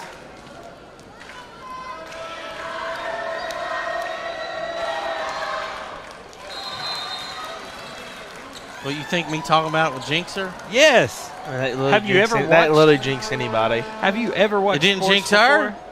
She Have just you- knocked it down. Have you ever watched sports before? Ice in the veins. He is 36 of 36 for field goal attempts. Let's see if he can end the see if, with Yeah. 2 seconds left. Oh, see if he can hit misses free the throw. kick. Yeah. He's not missed one all season. Oh, he struck out. Well, he's hit a homer every at bat. You don't watch baseball, do you? Oh, I do. I've never heard of And anybody again, we'd hitting like a to homer welcome every at everyone. bat. I mean, they to- don't. I mean, To ACTV Sports. We got about last 2 minutes of hearing the girls' game. Mavericks trailing the visiting Dragons 44-50. I'd like to welcome everybody that's watching. I'd like to give a shout out to my wife Abby, and my girls Lena and Emma who are watching at home. Hi girls, love you guys. I'd like to give a shout out to our grandmother who is watching from our facility here in Arizona. Hi Mimo. I love you more. No, he didn't even mention you. You were an afterthought. Why you gotta be hateful? I'm just kidding. And by the way, Memo, Joe has nothing on either one of us. Okay? Except for maybe hair. Yeah, We'll give him hair. I got you.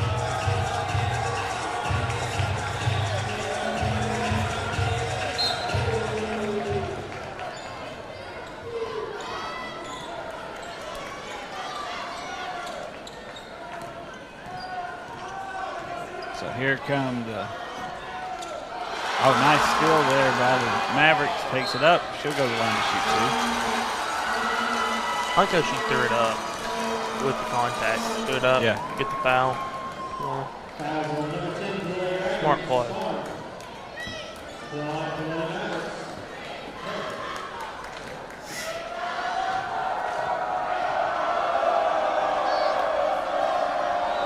First free throw. No good. 6. 2 minutes left. 2 minutes and 2 seconds. Marks down the second one. 45-50. 2 minutes left to go. Here's a little bit of the pressure you were talking about. Starting to. Oh, that's a foul. Yeah, little kick. Right here, like Michaela's little trip. She got her with her hips. Yeah, but it She's looked. trying to run through her. And, The hips don't lie. yeah. What? Nothing?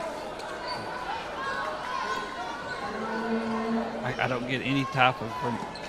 Am I not going to get any type of reference from my Shakira? Come on now. I mean, it was kind of a dad joke, to be honest with you. I mean, Guess it what? wasn't really. I mean, I had to laugh because it was a dad joke. Guess what? I am a dad. That's what I'm saying.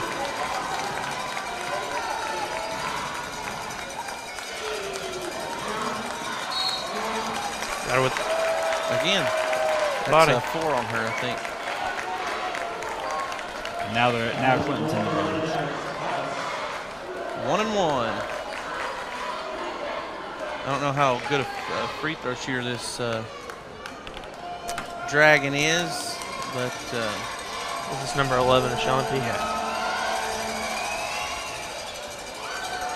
worked out in Anderson County's favor. Oh, jump ball. Big Clinton ball. Good defense. I don't think Ashanti missed a free throw. I didn't say nothing until after the shot. I think it's the first one she's attempted tonight. No, she shot a couple times. Did she? Yeah. I think she shot 2 or 3. Yeah, she's got 3 points.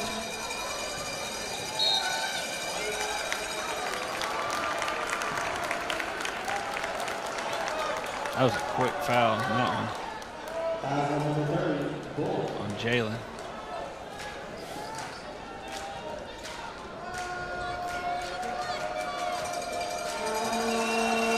That's done the first one. 6-point lead now for the Dragon.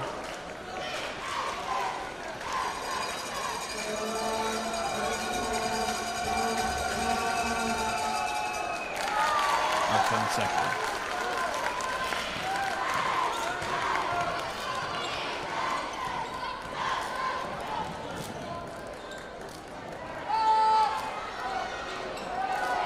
Good rebound. jump ball. Possession arrows with Anderson County.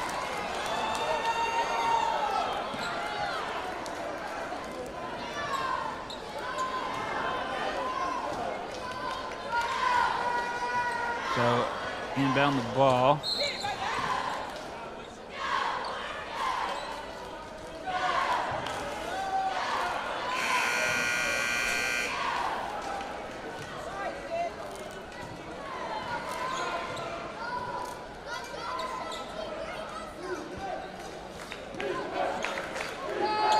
Inside the line, Two-pointer. two-pointer.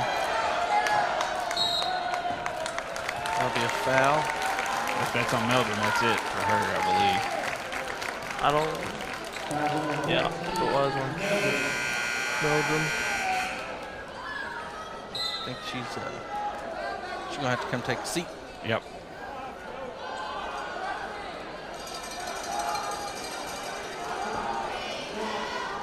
Well, I think. yeah, there you go. Yeah. We miscounted that bad. Yeah, if we were off by 2 or 3, you know, I can be off by 1 foul. I'm not going to be off by 2, Yeah. 2 or 3. Well, we're experienced. We're blaming that on Dallas. Yep. His golf scores are normally off by 2 or 3 too, Lee. Yeah. Less. 2 or 3 less strokes. Funny. Funny.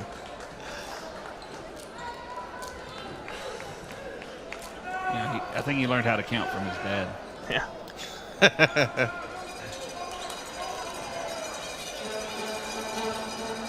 Little risky pass right there. Looks like Quinn's just going to play keep away.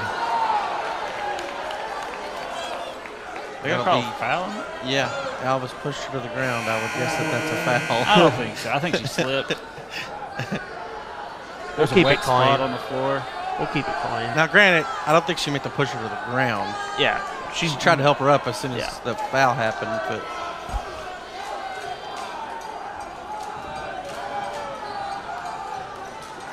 I'm waiting on something. Is that Alvis out too? Yeah.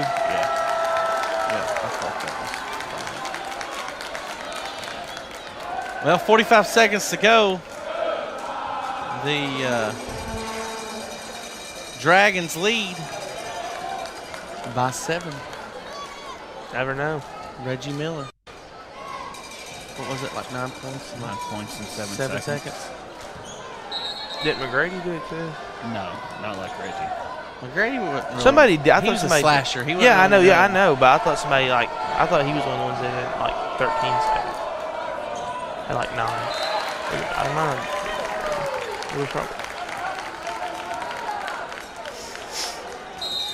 It was probably LeBron. When this since game your generation concludes, we're thinks he's the going to greatest bring of all the time. principal I of do Clinton not. High I think School, Michael Jordan is. Mr. Jenkins, here live on ACTV. Here in about 44 seconds, Yeah, as soon as they've this taken game's a over. timeout.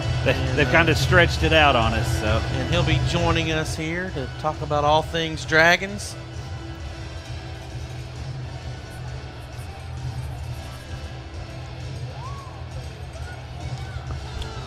He called me earlier and said he'll talk to anybody but Dallas Cole. So I don't blame him. I have to talk to Dallas. He's sitting next to me. So it's not talking to Dallas. It's getting Dallas to talk back sometimes. That's the issue. On air. Yeah, Off air is different. Lee, as we're wrapping up this game, I mean, it's been a kind of a back and forth matchup. It's been an exciting game to watch.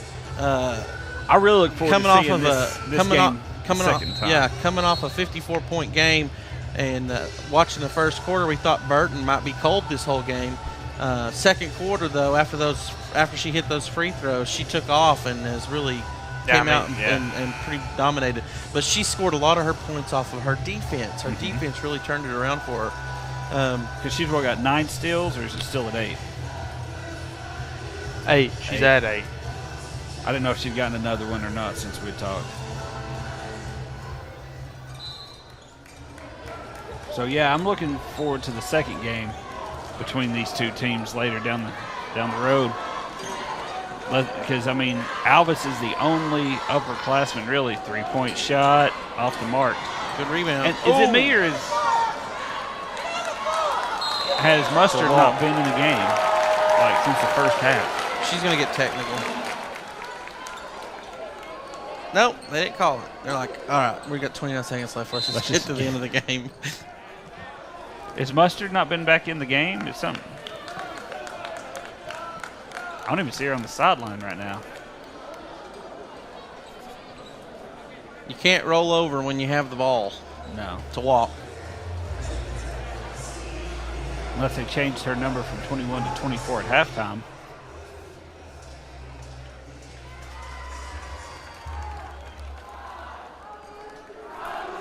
So I don't know what happened to her.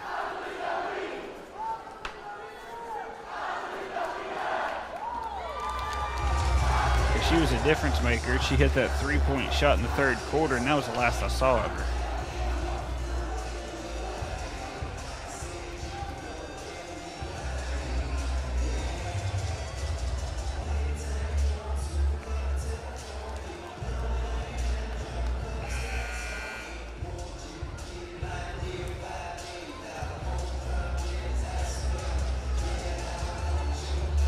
So let's see what they call. You still got just a couple seconds left on this timeout.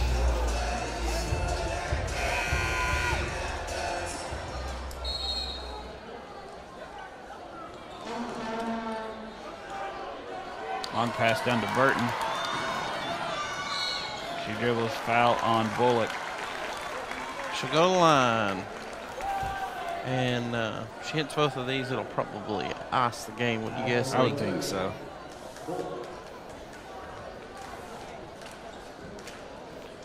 Because I would imagine Clinton will keep that defense on to make them inbound the basketball and run, the length of the court, which will eat up time.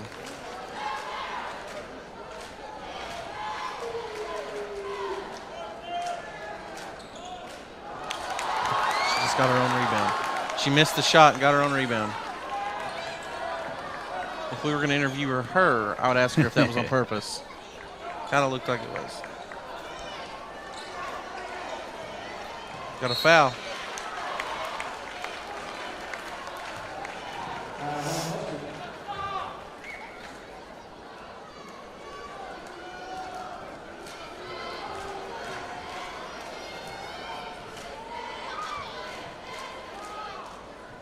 $11 seconds to go. She misses the front end of these two shots.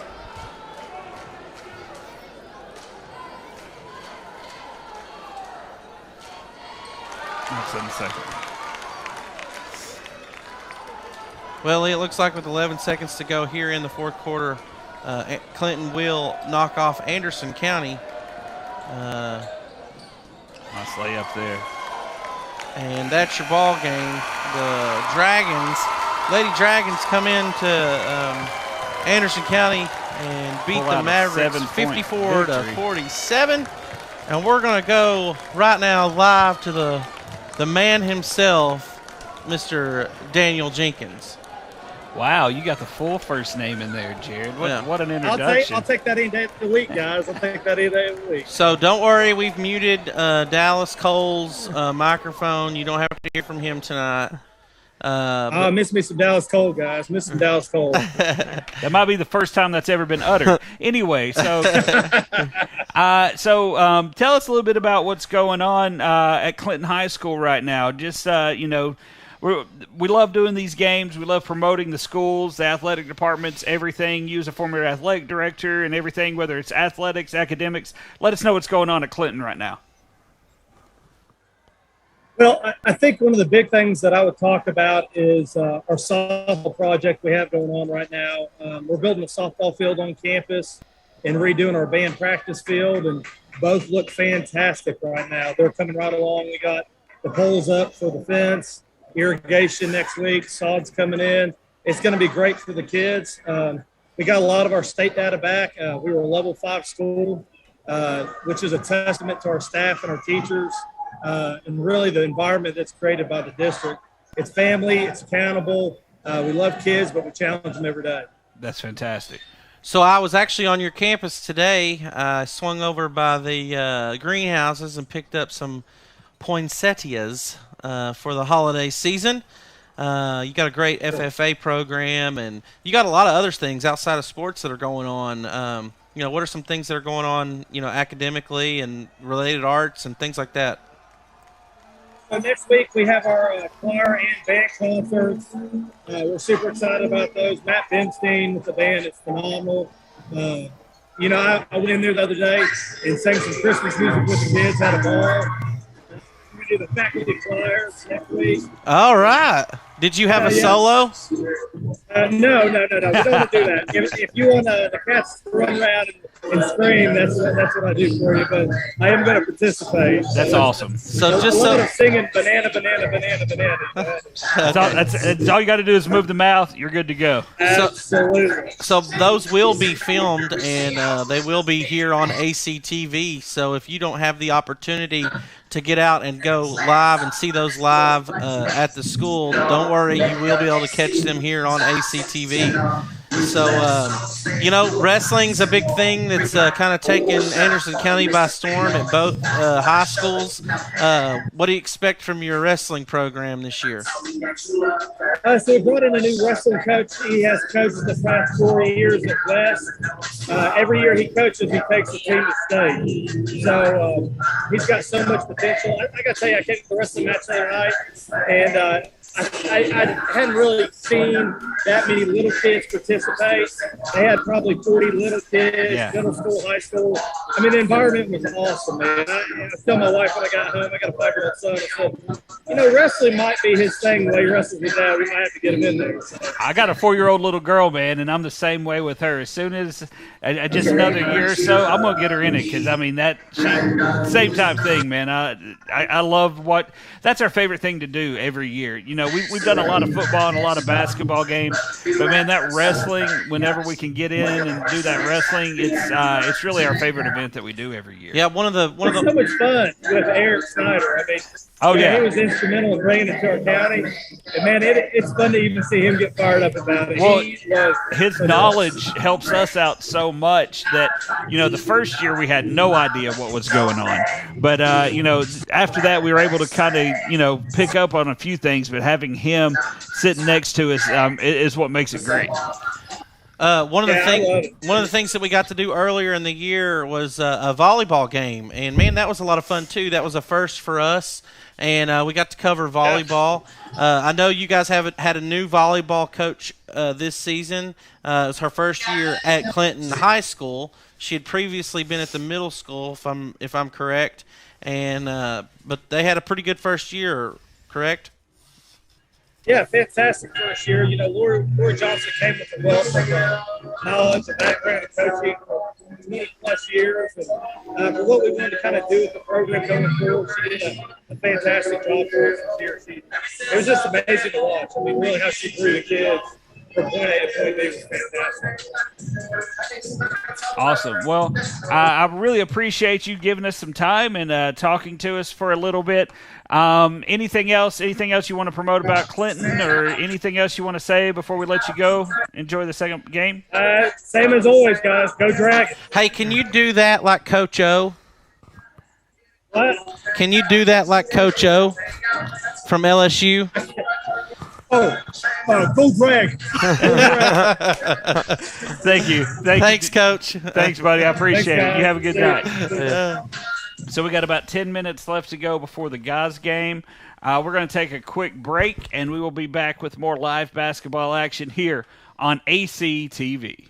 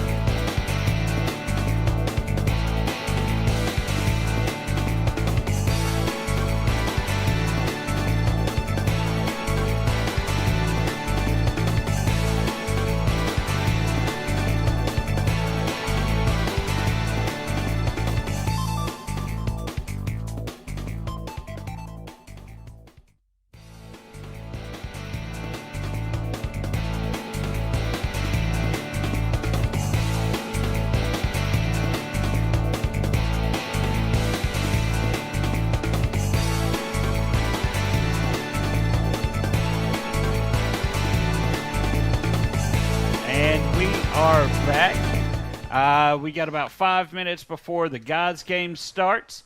But before we get straight to the guys' game, we do have the coach from the winning team, Coach Phillips. Congratulations on the win tonight.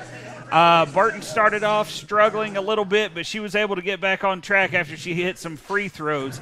What were your words to her as the game was starting to get past that first quarter?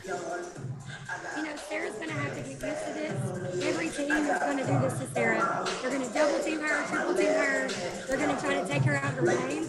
And so I just told Sarah to calm down, take a deep breath. I told you it's coming. It's all right. Let your teammates help you out a little bit. This is probably our biggest win of the season because it was a team win. We had a lot of girls step it up that we've been asking and begging. We need you to shoot. We need you to step up. We need to be offensive minded. Sydney Harrell hit some big threes tonight that really were momentum swings for us. I had a lot of freshmen come in. Bailey girls did a great job down in the paint.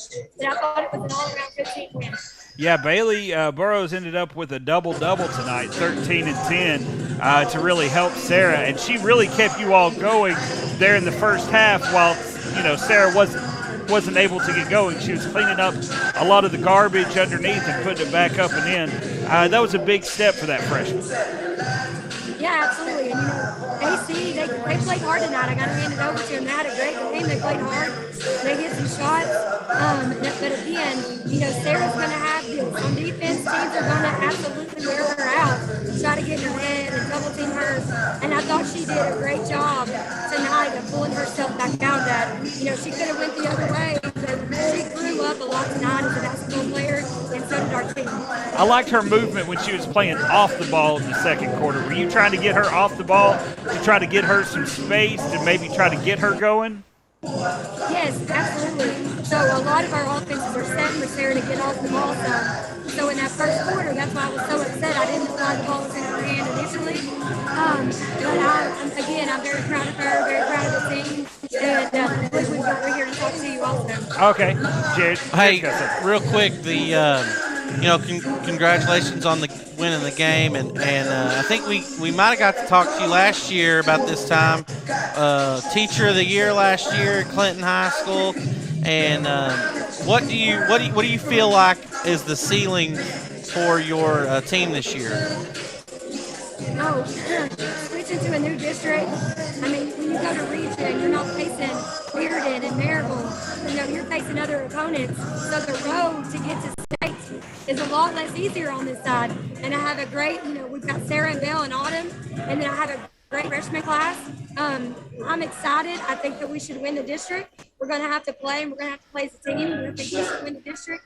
We have a good shot at winning the region. You have Northview goes to state every year. They're a great basketball team. And then Seymour, the coach at Seymour actually went to Maryville College with me. He's a big coach, smart coach. So those two are big opponents on either side of the region. But I like our chances. I'm excited. I got one other question. We just came out of Thanksgiving. You sit down for Thanksgiving dinner. What's your must-have Thanksgiving dish? My mom's dressing. I actually learned how to cook it this Thanksgiving. So I took over the dressing. I took over my grandmother's dressing, so I understand. That's Cornbread dressing. All right. Well, thank you so much. Appreciate it. And I think we've got another person who's about to sit down.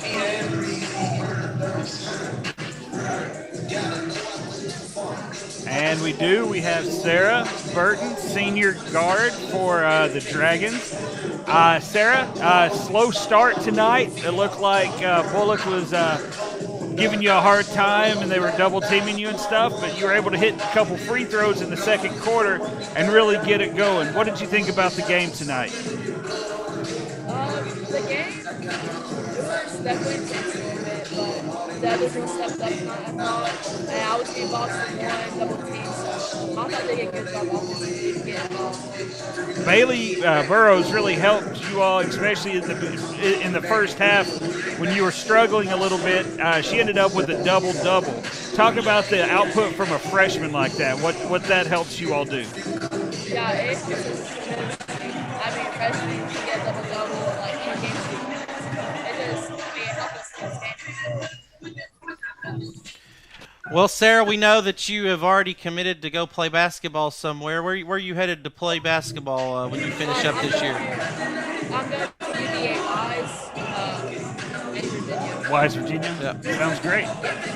And, we just got done talking to your coach. The last question that we asked her was, we just finished with Thanksgiving. You get ready to sit down at Thanksgiving dinner. What's your number one food that you have to eat? My number one food has to be corn casserole. Corn casserole. Hey, there you go. That's a good choice. And we already made reference last year. We got to do an interview with you last year, and you gave credit to your grandmother for your athletic ability. Anytime we can make a dig at your dad, I'm happy to help, okay? Yeah, it's definitely not my dad. Hey, Sarah, thank you so much. Good luck this year. We'll talk to you again after another one of the games we do. Good luck, and keep pouring in the buckets, man. I really think that you all have a good chance of making a deep playoff run this year. So good luck. Hey, thanks. Have a good one. And that was senior shooting guard Sarah Burton. So we got to talk to Coach Phillips and Sarah Burton both as we get ready to get the starting lineups for the teams. Do you have an idea who's going to be starting for the Dragons? So for the Dragons, they'll have Trace Thackerson, Jackson Gardner, one of their all-star players, Rashawn Bright, Lane Harrison, and Tyler Morgan. So they're giving the starting lineups here. About to get underway. Number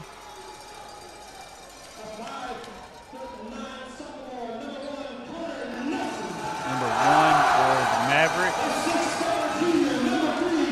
I don't have a roster for them. Carter Nelson. Yeah. And then number 3 is not on notice. There's Connor Martin. Number 11 is Connor Martin. Number 13.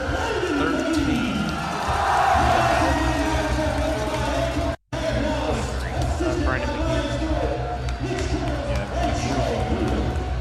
That Wallace was talking about started before the pregame interview that we did, or halftime. He wasn't even playing for him this summer, and he's on the team now. 3. Is that Val's number in football?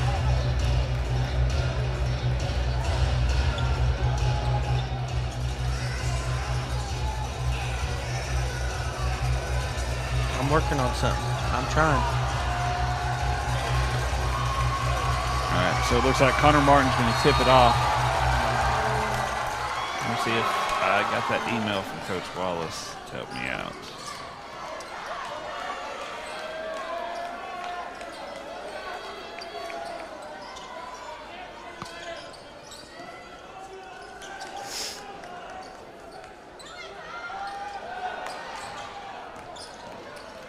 Good save there. Bright with the save. Garner with the ball. They have him listed as 6 foot. Is he grown? Yeah.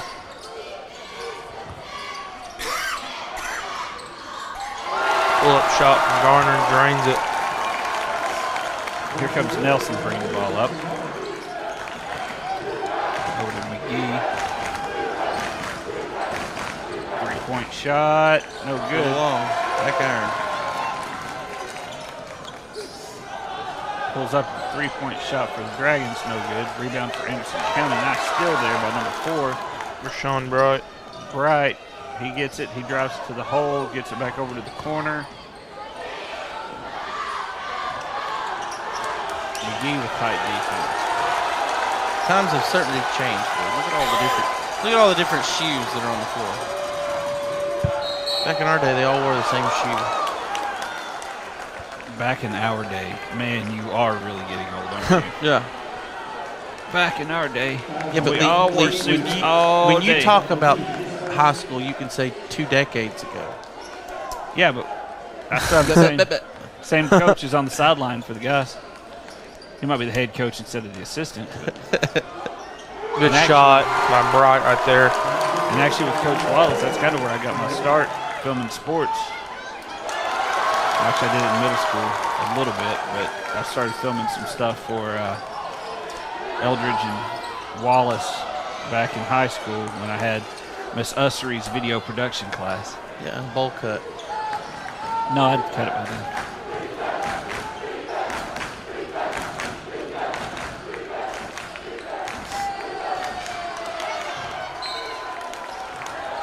That's going to be Anderson County basketball.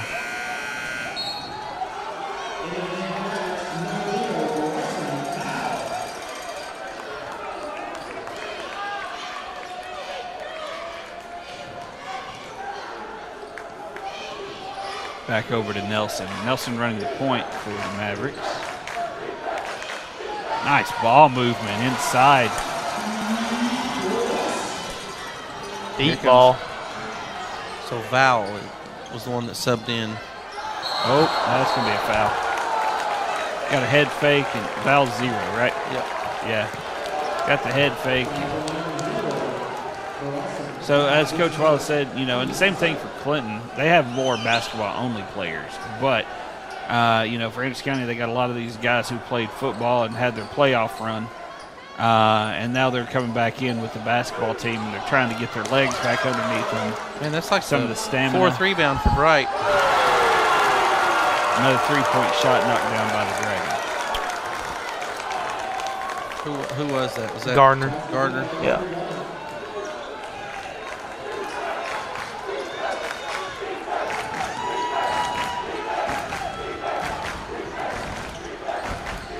Our PA assistant, personal assistant, just came in with the rosters. Assistant, he said he runs you. He's the assistant to the general station manager.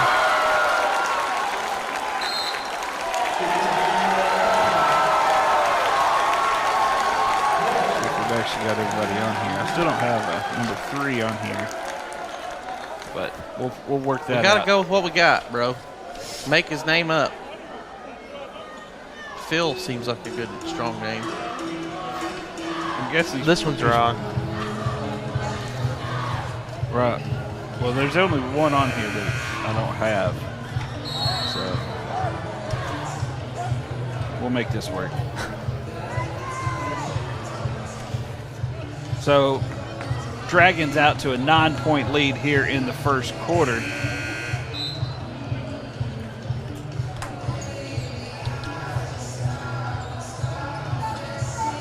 I mean, yeah, Gardner's got 6 already.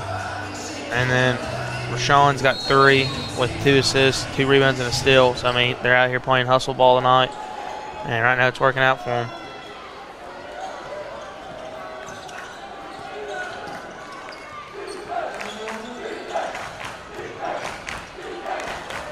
I really like that the teams still have continued this tradition of, you know, playing at least the basketball game. Yeah.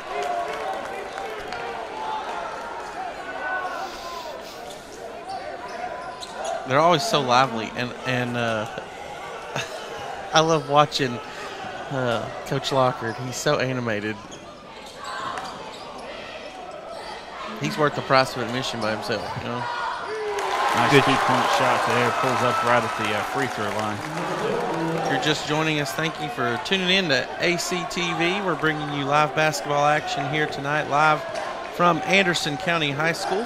We are actually in the studio here in the heart of Clinton, but we're bringing you this live basketball action as I think Anderson County is taking a timeout. With 4:10 to go here in the first, the Clinton Dragons have jumped out to an 11-point lead. And I do have to make a quick correction. Earlier we were talking about wrestling. I said that I had a 4-year-old daughter. I actually have a 3-year-old daughter. I misspoke, and I apologize to Lena. Lena, I know you're 3 and not 4. She wishes she was 4, though. Yes, but I misspoke. And my wife texted me and let me know about that, so I'd like to apologize to Lena. I'm sorry. Emma, I love you too. I hope that clears up any confusion. And once again, check us out on Facebook. You can see us online at andersoncounty.tv. We do have our app on I know on Apple, I believe on Android as well, under Anderson County Television. You got to spell it out. On the Roku, that's right, we got the Roku app, and that's how my wife is watching us right now. Got that on the Roku, and channel 95 on Comcast, 99 on AT&T Uverse. Anywhere that you've got some sort of media, YouTube and Twitter. We're keeping it to 280 characters on Twitter. I'm not sure about that, but you can always check us out there. If you have any questions or concerns, you can always look up Jared's Facebook page. He will take those himself. It's Andy if you have any criticisms or anything like that, just go ahead and send Jared a message. He'll deal with you. I thought it was. He'll be nicer than I am, so don't send it to me. 13-2, Dragons leading the Mavericks. Mavericks just haven't been able to get anything going with this, very young, very new roster, and that's going to be a foul on 34 as he bumps him as he turned around.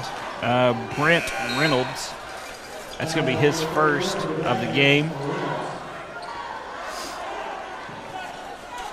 And number 4 for the Mavericks, Ethan Degenhart, inbounds the ball to Carter Nelson.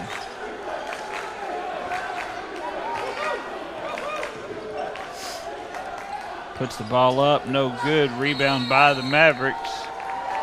And jump ball. Possession arrow is going to stay with the Mavericks.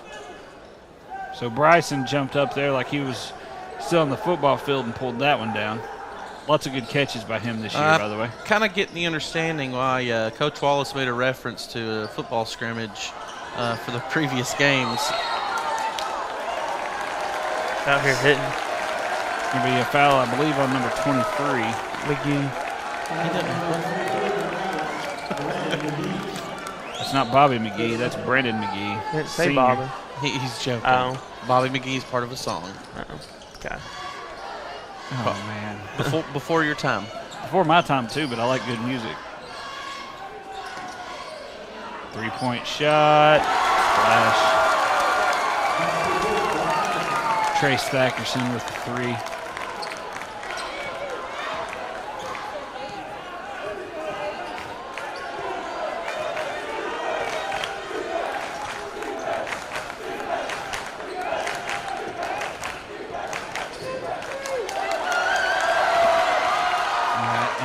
Thackerson with the steal. Again. Gives a good pass to his belt.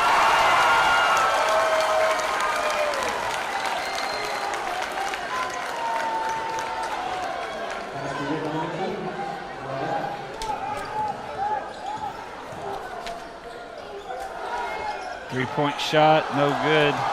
Should have been over the back on Anderson County right there as well. Thackerson had plenty of time to get ready.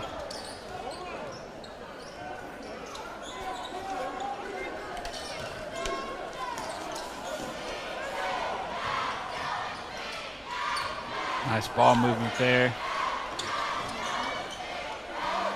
Three-point shot. Nice. Knocks it down. Shot. They're going to have to do something to stop this bleeding.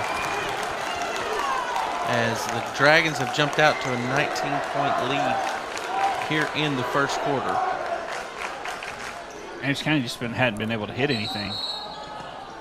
He's going to go to the line to shoot 2.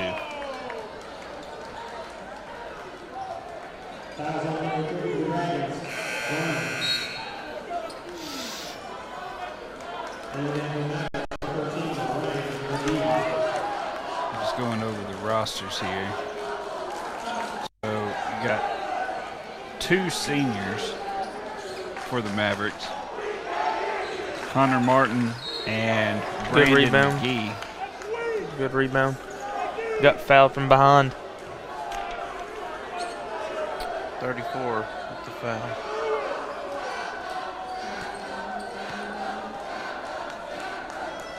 Brent Reynolds. It looks like at least 7 seniors for the Dragons this year. So Dragons really could make a nice little run this year with a little bit of a different, I guess, region that they're in. I mean, 7 seniors is huge. And they all been playing. It could be your full rotation. Yeah. They've all been playing together since they were little too, so it helps a lot with them. Knocks down the free throw. 18-point lead for the Dragons. 1:20 left to go here in the first quarter.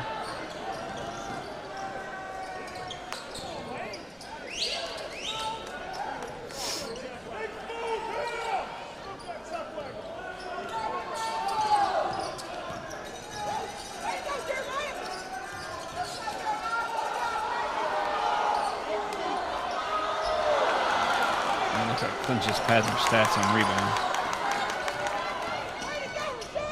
3-point shot.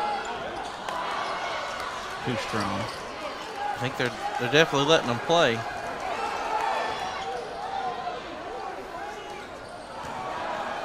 Another 3-point shot there by Anderson County off the mark. 38 seconds left to go here in the first quarter. Still 18-point game for the Dragons.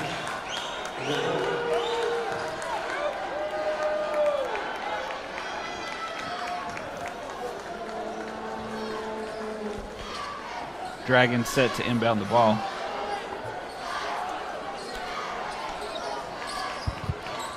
I wonder when they're going to switch out of this man defense, Anderson County. I think they're going to have to Run zone. run some sort of zone, switch it up a little bit, because man doesn't seem to be working for him right now. Might be something he does at the end of the quarter. Layup is good. 8 seconds left to go here in the first quarter. Anderson County pushing the ball up, trying to get a look. No good. And that's going to be the end of the first quarter. Your score, Dragons lead by 20, 23-3. Dallas has been all Dragons here in the first half. Tell us a little bit about the scoring that's going on. So, Gardner, number 3, Jackson, has 9 points. Trace Thackerson, number 0, has 3 points, 4 assists, 2 rebounds, and 1 steal. And then another big factor of the night's been Rashawn Bright. He's got 7 points, 2 assists, 2 rebounds, and 2 steals. So he's playing hustle ball. I mean, he's out there getting the buckets and then getting the steals and helping out as best as he can. And then Lane's got 2 points. So right now the Dragons are working the ball, playing good basketball. And that's on both ends of the floor. They've shot at a high percentage on offense, and defensively they've really not allowed Anderson County to get anything going so far.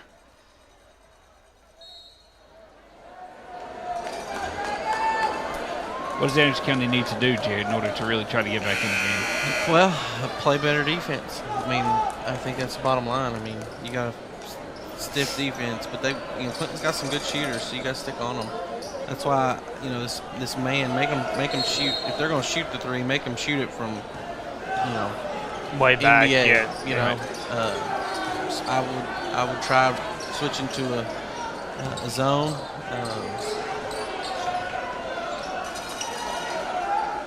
And it looks like they have came out in zone. Like you're saying. It looks like they're running a 2-1-2. Yeah, it looks like 2-1-2. That might be a switch up too.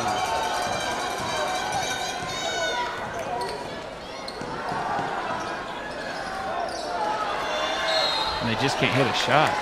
You got to get Clinton to get out of what they're good at. But that means you have to switch from man-to-man to zone and switch up your zones. I mean, don't keep it the same. Right. I mean, change it every other possession if you have to. I don't know. You got to do something to get them out of their rhythm. Because right now they're clicking on all cylinders. Yeah.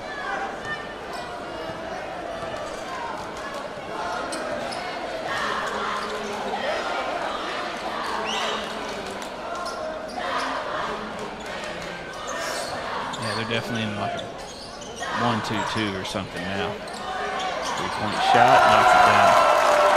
If you're gonna do that, you got to close out though. Yeah, you got to cover your zone.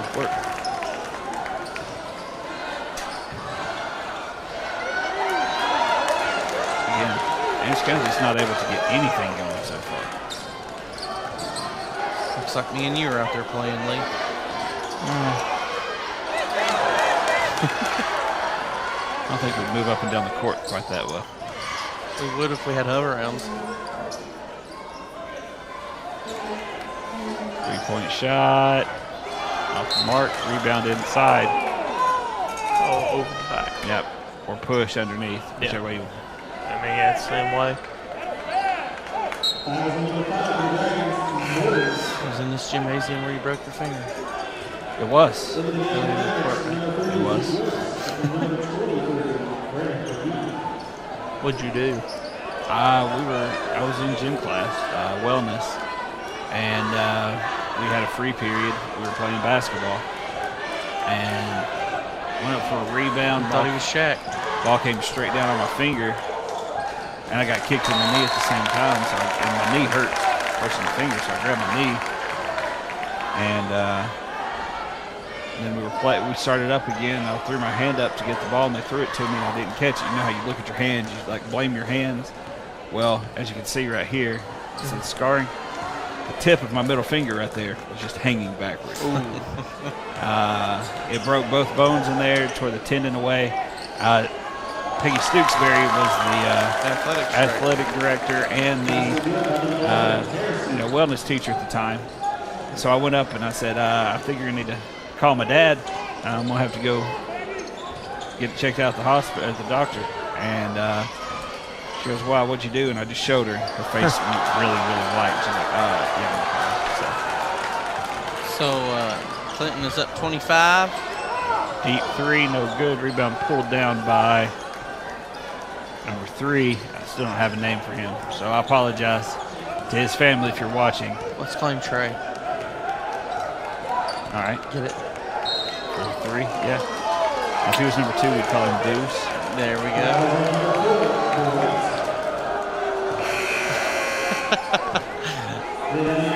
We can talk about the mustard. So we are going to have mustard on at halftime from the girls' game. She had an excellent game. Ended up with like 19 points. And this is not the mustard that was thrown onto Neyland Stadium's football field after the Ole Miss game.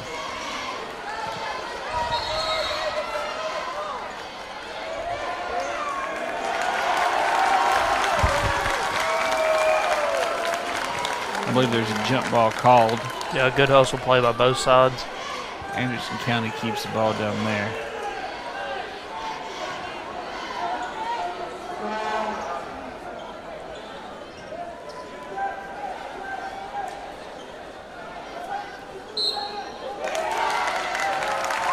You can't push off on him like that. But he got under his skin. Anybody else watch that matchup? I did.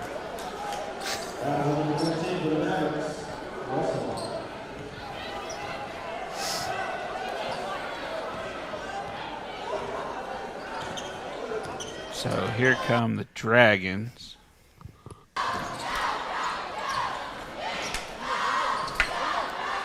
It's ball movement, 3-point shot, knocks it down.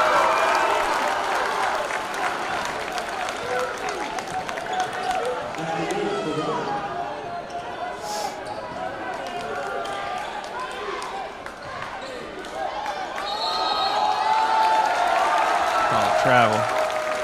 Yeah, he picked up his dribble.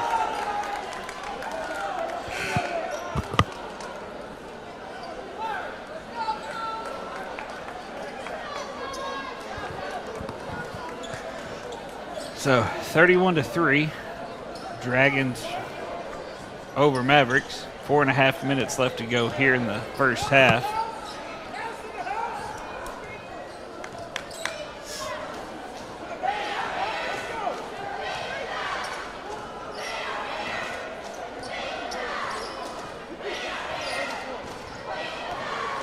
Put the ball down, dumps it off. Again, nice play there by the Dragons. 30-point lead for Clinton. Well, 'tis the season. We have it's parade season. Rocky Top's parade was tonight. It'll probably be on ACTV sometime tomorrow. If you didn't get to catch that, you can check it out tomorrow. And then tomorrow evening, the Clinton Parade will be live here on ACTV, so be sure you check that out. It's always fun to watch those parades or be in them. I'd rather watch them. The three-point shot deep.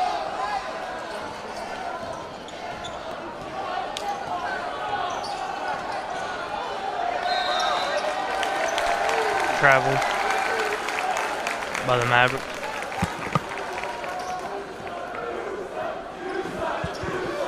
Mavericks did get a bucket there, 33-5.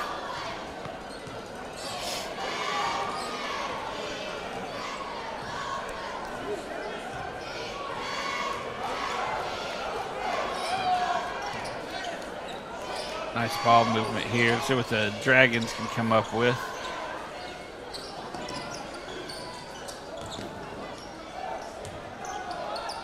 Puts it up off the glass. Pretty sure that was his first 2 of the night. Everything else has been 3s. For number 3, Jackson Gardner. Three-point shot, no good. Followed it up, got his own rebound. He's going to go to the line to shoot 2.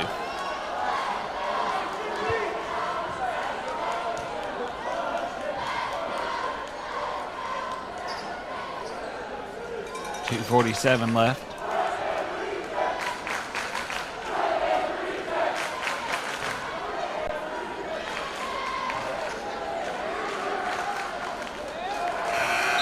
First free throw is off.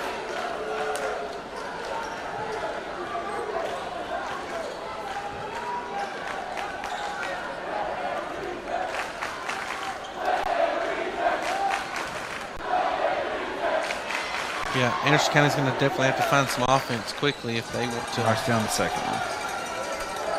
be able to keep it close here as they've fallen behind 29 points. And number 3 for the Mavericks, I just got Carter a text, Nelson. is Zeke West. Oh, man. So we're going to have to retire Trey. Yep. Okay. Thank you to our sister Lauren for that information. Well, Both of them kicked it. Right? yeah. Yeah, but if it's offensive, it don't matter if you can kick it. It's just defense. No. But it went off both Clinton players' foot. I think it should be a kick ball, yeah. I think that's what he called, but I think he called it like, oh, well, no, it was a foul. They called a foul. He didn't do this. That's a kick ball. That's what I'm saying. You got to do that motion. It shouldn't have been a foul. It should have been a kick. Yeah, that's what I'm ball. saying. 'Cause, well, Anderson County possession. I think the foul was on Gardner. It's him or Harrison. The 2 guys that kicked the ball. Yeah, well, they gave one of them a foul. That were rolling around on the floor.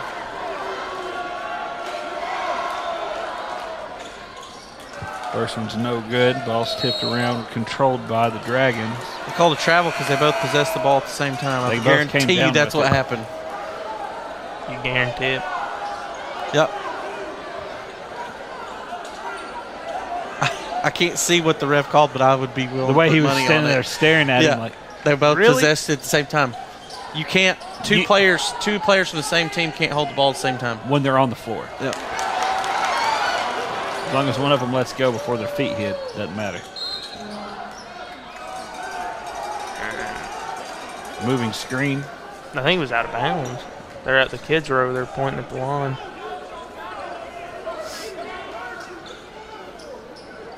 Those young kids over there, Dallas. Huh? Those young I'm just whippersnappers. saying. I'm just giving you a hard time.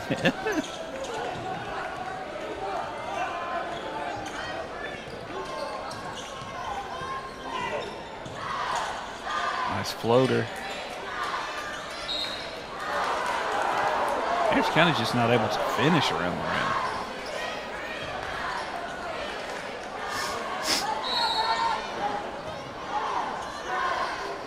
A few more checking in once again for the Dragons.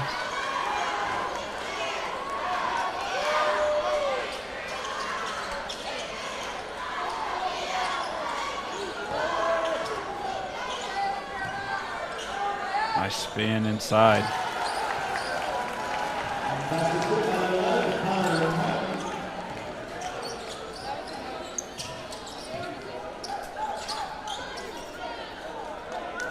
Minute and 30 to go here in the first half. Clinton Dragons are up big as they really shot the ball very well here in this first half. Yeah, I mean, they've played good on both sides of the ball. I mean, they're working the ball around, and I mean, they just find open shots or creating open shots.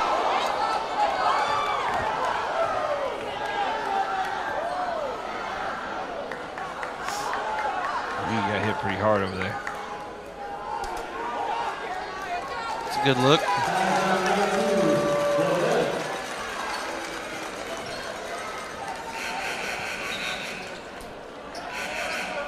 How tall is he? Is it listed? Who?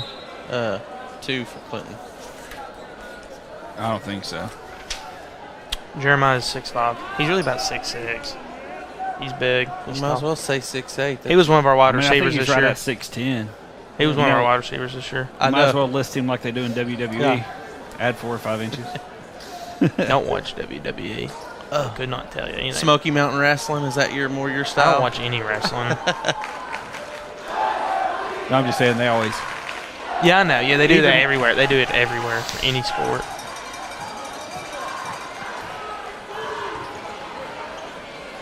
In actuality, they're 6'8", but they're billed at 7'2". Yeah. The Jolly Green Giant, standing at 412 pounds, 7'2". It's Andre the Giant.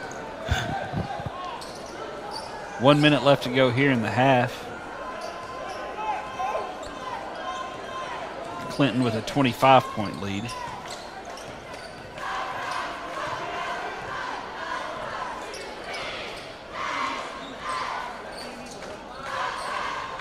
Oh, he over and went. back. Yep.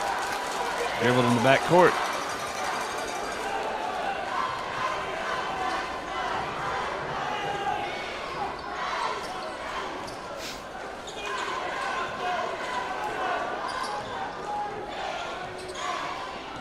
All right, so here comes.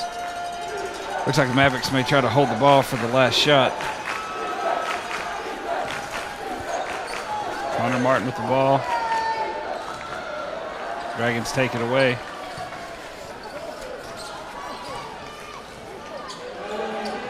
Three-point shot, no good. Connor with the ball again. He's going to be fouled. Oh, that's a foul. Should be shooting 1-on-1.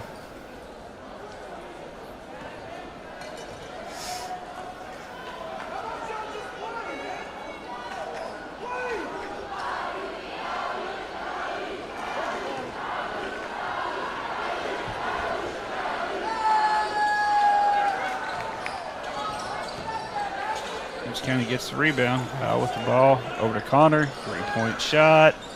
Short.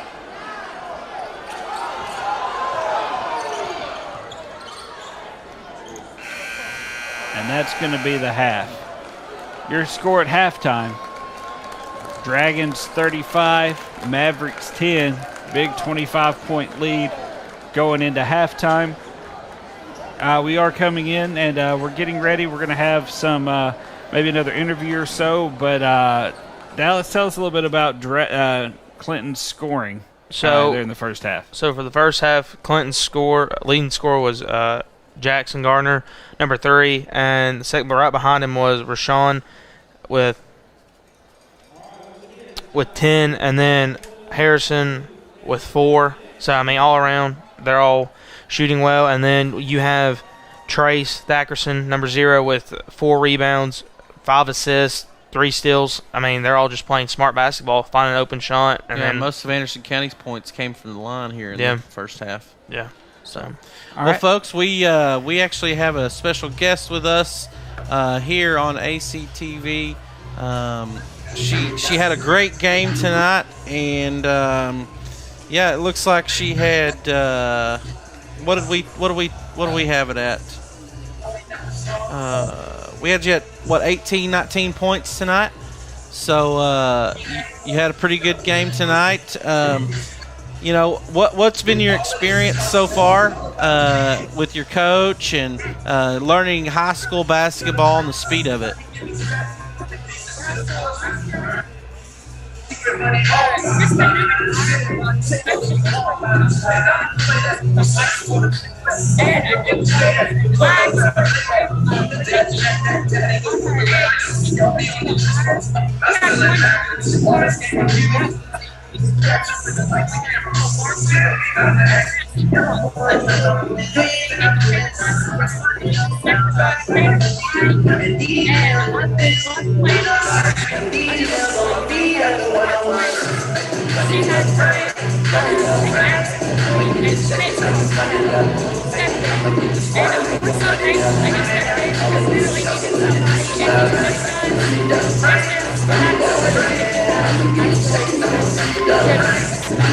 Yeah, I can't say enough really good things about him. He is a gentle giant. That's the best way that I can describe him. And you're lucky to have him as your coach this year. He's a super guy. So, what do you kind of expect from this basketball team this year? It's a pretty young team. You have Alvis, who's a senior, but if I'm not mistaken, she's the only senior that you have. Is that correct? All right. $1 shots. Tonight's proceeds go for the Anderson County Angel Tree. You know the drill. $1 half-court shot. Yeah, so it means that a lot of freshmen and sophomores are going to have to step up and play like upperclassmen. Do you guys take a lot of pride in doing that? I mean, you should. I know that Bullock pretty much came in and played pretty much every game since she's been here. And then several of you have really stepped up and taken on bigger roles. But one of the things that we noticed tonight was your presence inside. Your height is a big advantage for you. Yeah. And so I know that it's loud over there, so you might have a hard time hearing me. But I was asking some of the other interviewers. We just got done with Thanksgiving. You sit down to eat your Thanksgiving meal. What is one item that has to be on the table? Yeah, what's one item for Thanksgiving that you have to eat? I would say corn. Corn? We've had corn pudding and corn. And dressing. So, well, thank you so much for coming and speaking with us for a few minutes. We hope you have a great season. We're going to cover some more games down the road, but we wish you the best, and maybe we'll get to talk to you again down the road. Thank you for having me. Thank you. Have a good night. Thank you, Emily. And we are, looking here as once again the Dragons have a 25-point lead, and we will be back with more live basketball action at the start of the third quarter here on ACTV Sports.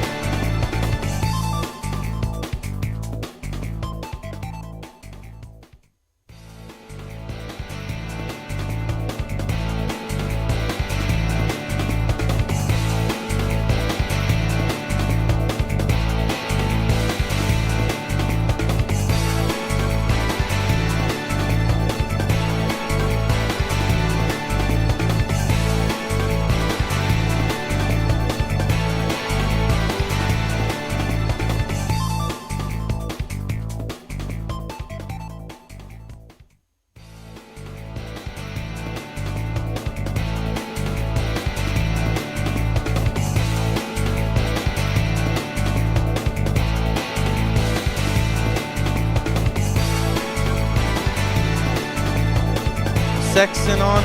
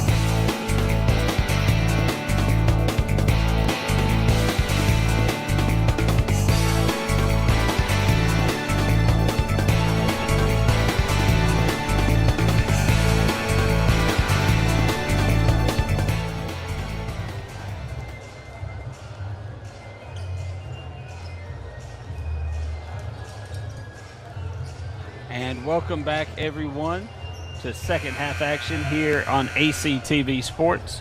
As the Dragons of Clinton do have a 25-point lead over the Mavericks of Anderson County. We got to see some half-court shots there, and a few kids made it. That's always fun to do. And as we get ready for Clinton to inbound the basketball, we got 16 minutes of basketball left, So let's see what these teams can do. Yeah, I look to see. I'm excited to see what Anderson County is going to do differently defensively to kind of slow down this Clinton offense.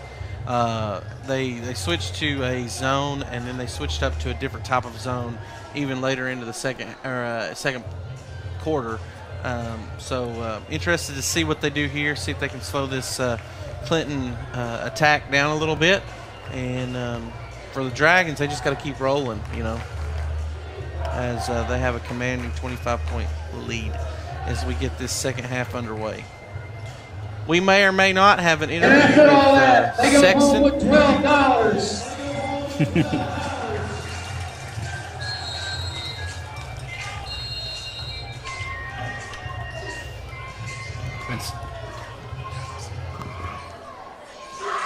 So here come the Dragons moving the ball up. Nice pass right there. Yep.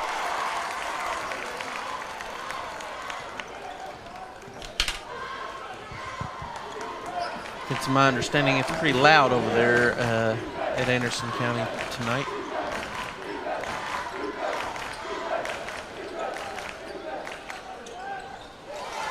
Nice bucket right there for the Mavericks. Yeah, they need to find somebody that can find a spark of offense.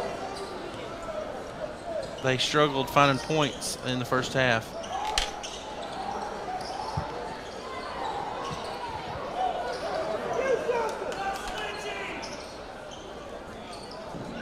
Nice pass inside. He's going to get fouled. He'll go to the line to shoot two. Who's that, 4? Who's number 4? Oh, Rashawn. I thought you were talking about who fouled him. Sean Bright shooting 2. On this senior-heavy team by the Dragons. They've got a lot of leadership and a lot of games played and everything coming back, and they've just got it rolling right now. I know. I mean, for a basketball team, 7, 8 seniors is huge. You kind of expect that from a football team to have 7 to That's not unheard of, 20 right? football players that are seniors. But, you only got Connor Martin with the bucket. 12 to 15 bench spots, and over half of those are seniors. That's pretty impressive.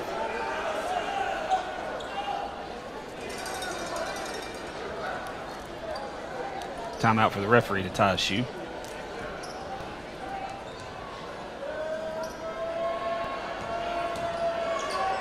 Here's some of that full court press that Coach Wallace was talking about that they like to run.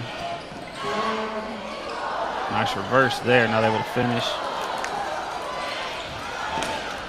Val finally gets it up to Nelson.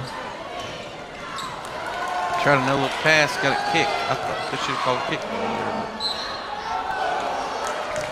They're going to call a foul on the three-pointer. He'll go to the line to shoot for me.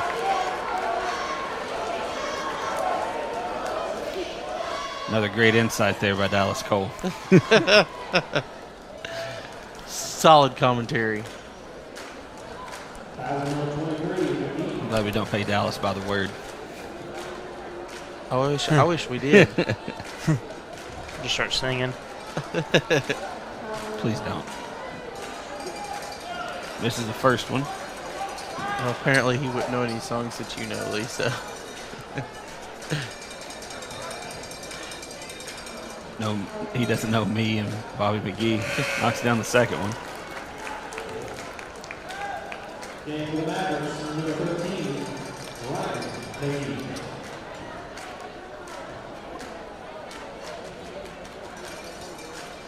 Third one is good.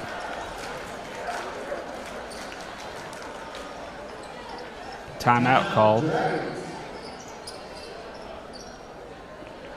6:29 left to go here in the third quarter. Dragons still with that 25-point lead. One of Clinton's struggles this year has been their free throws. I mean, it's cost them some points. I mean, some shots and even some games.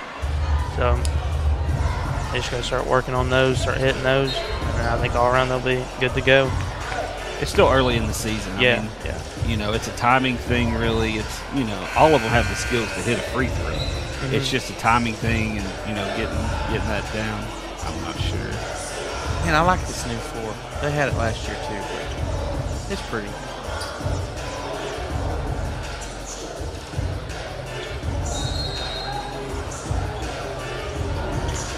I like the outline of the county there at half court.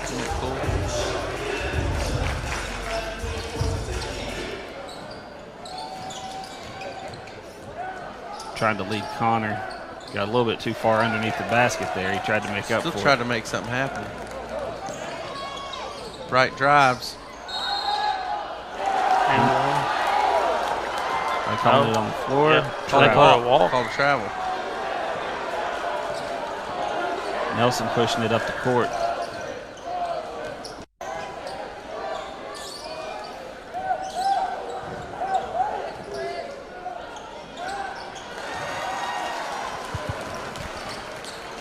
As we're going through the game here, a nice shot there by Connor Martin.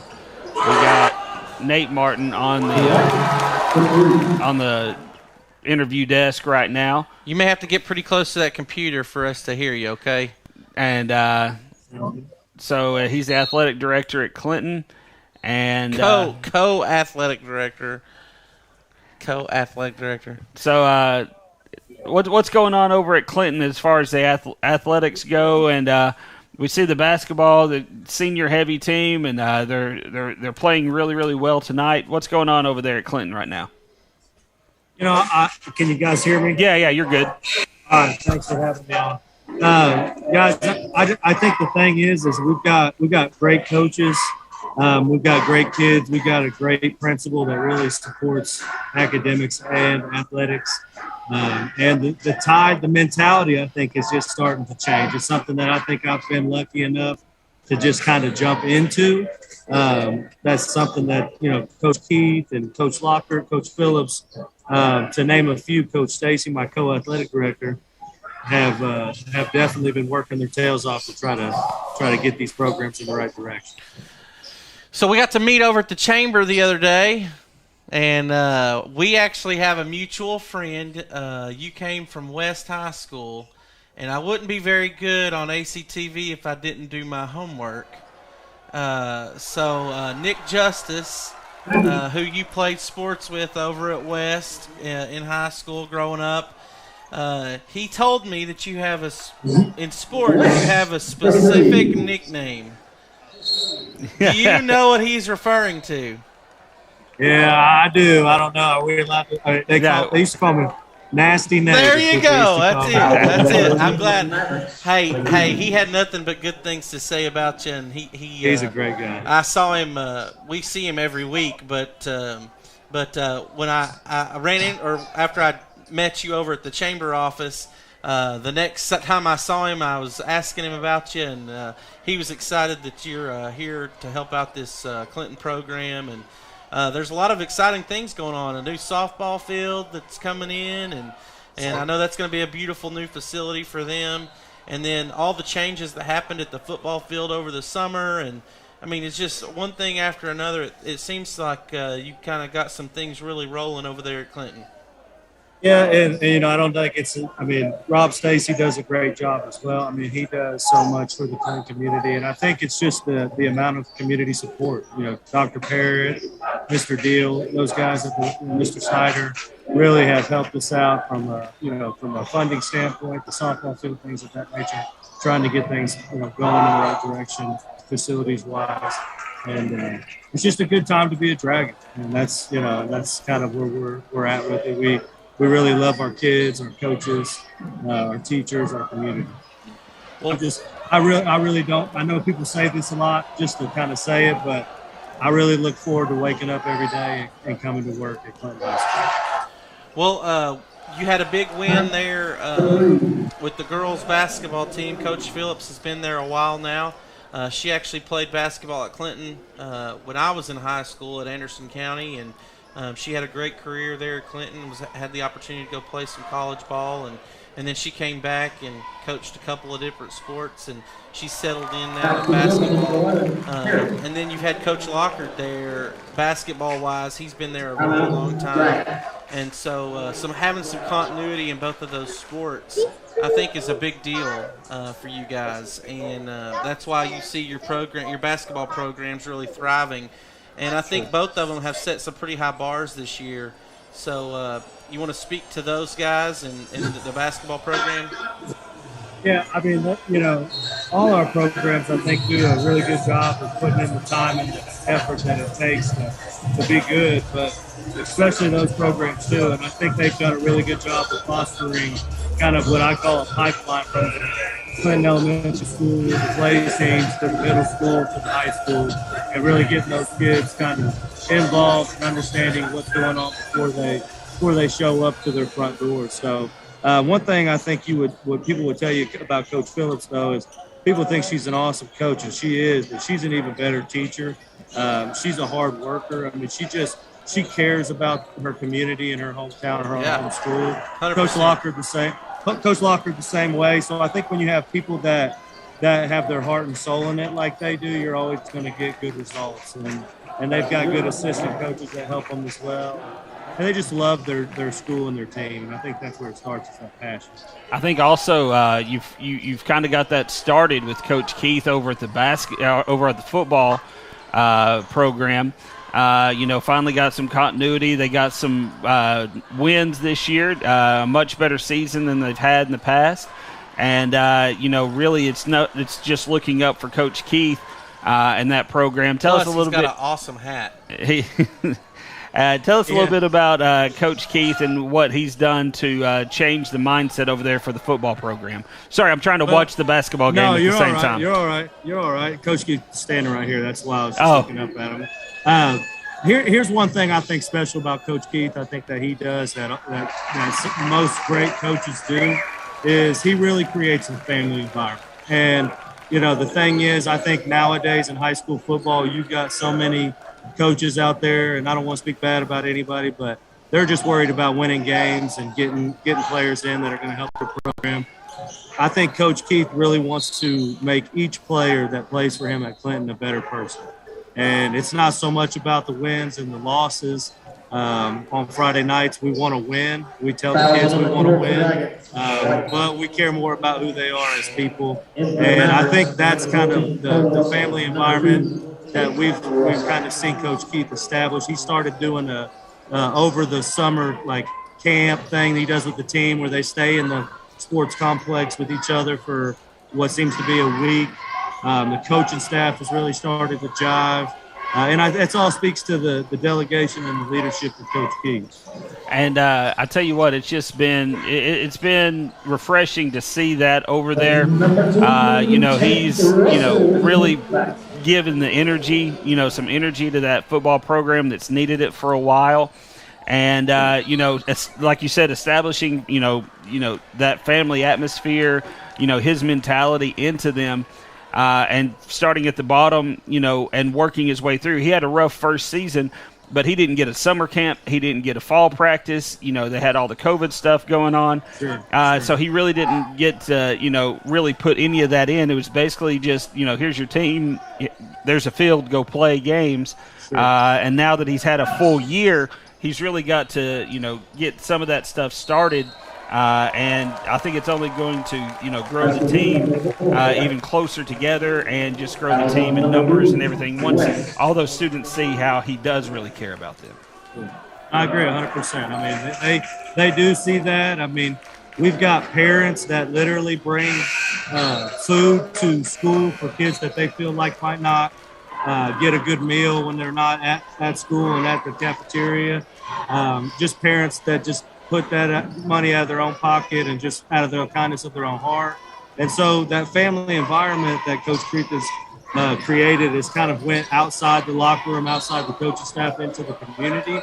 And it's really kind of helped us on this movement of, this Clinton Strong movement. We're changing this mentality of who we are as sports programs. Hey, last question. We just finished Thanksgiving. Yeah. You sit down to a Thanksgiving meal. What's the go-to dish for you? All right, so go-to dish is, of course, the turkey and the mashed potatoes and gravy. But my go-to, and I'm talking out of the can, I don't want any fancy recipe, cranberry sauce. Cranberry sauce. I want the Kroger brand, sliced, with the little rings sliced uneven, where it's sliced uneven. It looks like you use the top of the can to slice it. Just cut it with the side of your hand. I mean, that good cranberry sauce. So, hey, thanks for having me on, guys. You guys just let me know. I got Coach Keith here. I don't know if you guys want him or if you guys want We're going to catch people up on this game. We'll probably grab him between the quarters here, okay? Sounds good. Thank you, guys. Thank you. Another great interview there, and we really appreciate, everybody from Anderson County and Clinton who stops by and is able to do an interview with us and the athletic director. That's what it's about, man. We do this so we can really promote our communities, our schools. That's why we ask so many questions about extracurriculars and not necessarily just and sports, classroom stuff as well. Absolutely. Stuff, the programs, the clubs. We want to know about all of it because I think if you were to ask Dr. Parrott, his number one goal would be to make sure that students that graduate from Anderson County High School or Clinton High School would be a well-rounded student. Absolutely. And that takes all kinds of different things, all different kinds of avenues. So we got about 30 seconds here to go in the third quarter. And he's going to get and one. He's going to go to the line to shoot a free throw after that made bucket. So Anderson County has been able to put a few points on the board here in the third quarter, but it looks like Clinton is still holding on to a pretty commanding lead as the Mavericks trail 31-58 with 28 seconds to go here in the third. And we are going to bring Coach Keith on for an interview between quarters, so we'll be with him in just 1 second and kind of get an update on what's going on with the Dragon football program, as they did have a lot of success. They didn't quite make the playoffs, but they had a lot of success on the field. but the what they're doing off the field and getting that the program fully established once again, I think takes precedence. So Dallas, you've been keeping track of scoring. Who's been kind of leading the way for the Dragons tonight? Right now has been Rashawn Bright. I mean, he's up to about 20 points. I've not counted, I'm not going to lie. So, I mean, yeah, he's just over around. He's making the and one, so all around playing good basketball. Yeah, he came out of the gate playing well. Yeah. He came out of the gate playing well. Rebound, put back up, no good. Dragons with the ball, and that's going to be the end of the third quarter. End of the third quarter, your score, Dragons 59, Mavericks 31.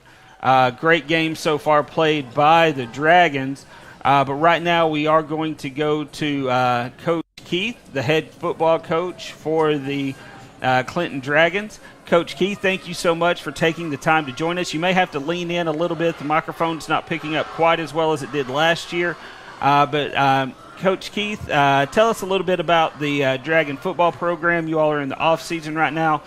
What's going on with you guys? Can you hear me? Yeah, we got you.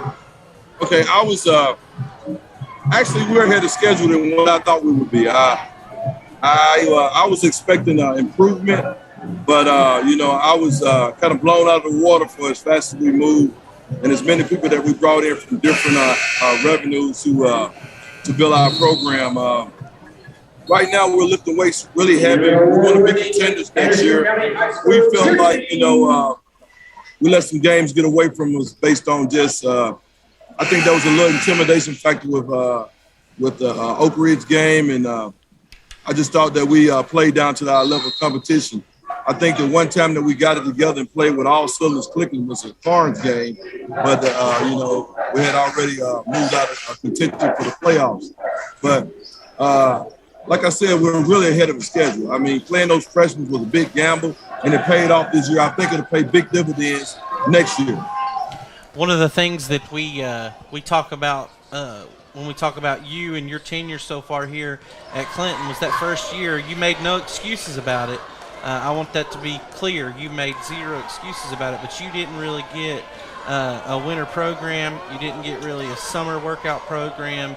Fall was shortened because of all this because of COVID, and so I think when you came here from Kentucky, football's a little different here, and there was a little bit of a learning curve. But you really didn't have an opportunity to have a full fall camp, a full spring with your kids, and that really, I think, was a detriment to you guys your first season here. But in season number 2, you were able to have all gotten some things going here. But I think it's a testament to your senior, the juniors and seniors, your upperclassmen that have kind of hang on tight with you guys. So why don't you talk about your leadership within the team and how they've helped bring this football program to where it's at? Well, one of the things I have to say, Anderson County, the kids here, Anderson AC and Clinton, they're tough, man. They're tough. What we need to do with the guys that we had that were here was to get them to believe. They have been neutral since they were freshmen. Right. And once I was able to get a majority of them brought in, we were able to have some success. But I think the thing that blew me out the water about these kids in Anderson County, and I'm talking about AC as well, guys tough. And I keep saying tough is a talent. That's a dying art in the United States. You don't see a lot of tough guys. Tough. You know what I mean? The region that we play in 5A is black and blue league. I mean, I can't emphasize enough how resilient these kids are and how tough. I mean, I'll be honest with you. If I had lost as long as they had lost, I'd probably go play another sport. I'd probably be on the golf team. I wouldn't play football this time. Well, and that's the thing. They had a hard time. Clinton over the past few years has had some talent, but hanging on to that talent, getting them to stay bought into the football program was an issue with, some of the previous coaches and regimes that they had. But one thing that I think that has been a big change since you've taken over is the atmosphere and, your mentality that you bring and that toughness mentality, that you bring to the program. Tell us a little bit about some of the maybe off the field type things that you have going on in order to try to, keep these kids involved in the community as well as the sport? My background is a soldier. Right. I was a soldier for 27 years. So what we did is we had a mini basic training for about 4 days. We got them up every morning about 5 o'clock, fed them breakfast, ran them about 2 miles in formation, got them to start, and they had to spend the night in the facility in sleeping bags on the floor, on the ground. We took all comforts away, and, we made them bond. We actually made them bond. Because there was so much division on the football team.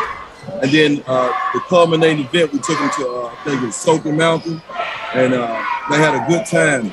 So, those things were relevant. I mean, that's team building. And we also made everything tempo. Everything was a big deal, from one drill to the next. And we really, really stress being organized. When you're dealing with kids that have a low IQ in football, you got to be organized. You got to keep things hopping and popping and make things repetitive, and to the point where they just know it because they've done it so much. We call it muscle memory. And so we just kept pushing those things, and we got away of the negativity. Old school coaching, old school way of coaching doesn't work with these kids. Instead of telling them how sorry they were, and how incompetent they were, we told them how great they were, how good they could be, and that we love them. So it was tough love, but we were consistent with it. Not one coach, all coaches were on the same sheet of music. That's great, and we really appreciate you coming in and taking over. We look forward to the success that that we really think that Clinton's going to have over the next 2 to 3 years and beyond. And we really look forward because unfortunately we didn't get to do the Cherokee game. It was called because of COVID. We were really hoping to be able to do that game anytime that we can get over there, and we just like promoting the schools, and we look forward to coming over there. I wanted to see you all play again, and just see that difference, from year to year. But Coach, I think Jared's got one more question for you. He's been asking everybody. He likes doing this for some reason. You got to end with something silly, okay? Every interview I've asked. Thanksgiving just ended, but if you were to sit down and have your Thanksgiving meal right now, what's the number one dish that's got to be on the table? Then I got to have the dressing and the yams. There you go. All right, sweet potatoes, yams, and dressing. I'm with it. That's it. Got to have. All right. Well, Coach, thank you so much for being with us tonight, giving us a few minutes of your time. I had Dan Jenkins on here earlier, and before he signed off, he said, "Go Dragons." I said, "Coach Jenkins, you got to do it again, but you got to do it like Coach O from LSU." And so can you give us your best Coach O impersonation and say, "Go Dragons"? Go Dragons! There you go. Thank you, Coach Keith. I appreciate it. You have a good night, sir. Thank you. And that was Coach Keith. We've got about 2 minutes left to go here in the game. 32-point lead for the Dragons, and it's been all Dragons tonight. So we really appreciate everybody from Clinton who's come up and been able to do some interviews. Thanks to Coach Wallace and Emily Mustard from Anderson County, Coach Terry. And then we had the principal Dan Jenkins from Clinton. We had their athletic director. We just had Coach Keith. We had Sarah Burton. So we just want to thank all of them for coming on and spending a couple minutes with us as well. So, and looks like a fire alarm was blinking or something there. A minute 12 left to go here in the fourth. Knocks down the free throw. Well, Dallas, catch us up a little bit, man. So, the Dragons just played red hot tonight. That's what they keep doing. They keep pushing down on the gas pedal, and just played well. All of them stepped up to the occasion. Played well. Guard heavy tonight for the points. They really haven't gone inside much. But for those of you that didn't get to watch the Wallace interview earlier, here in the girls' basketball game, they're going to have a tough year. They've got one senior. No, they got two. I got two. Yeah. Brandon McGee and then Connor Martin. But most of the he had one starter. That's what I meant to say. One starter from last year, and everybody else is kind of new. So it's gonna be a tough year for him. But he's up to the challenge to just teaching these kids the game of basketball. So unfortunately, I don't think they're even going to get to shoot these foul shots as they've reached the spot in the game where they just run the clock. So, and that's going to be the ball game. Your final score?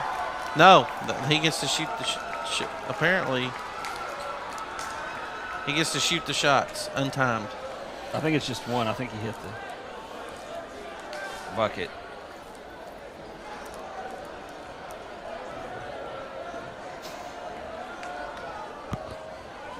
Knocks it down.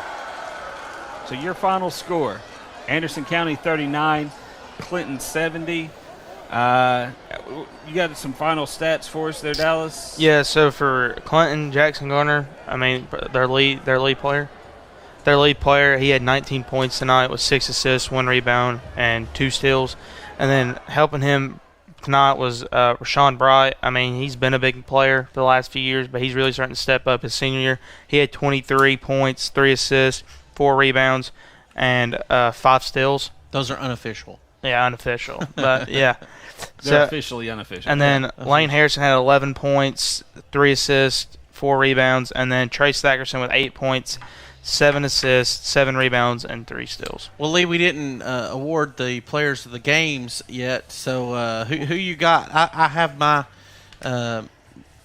my Clinton Dragon female girls basketball player of the game. Who would you give it to tonight? I would actually go with the freshman Bailey Burrows coming in as a freshman, getting the double-double. Sarah Burton did end up with 21 points. 8 steals, 7 rebounds.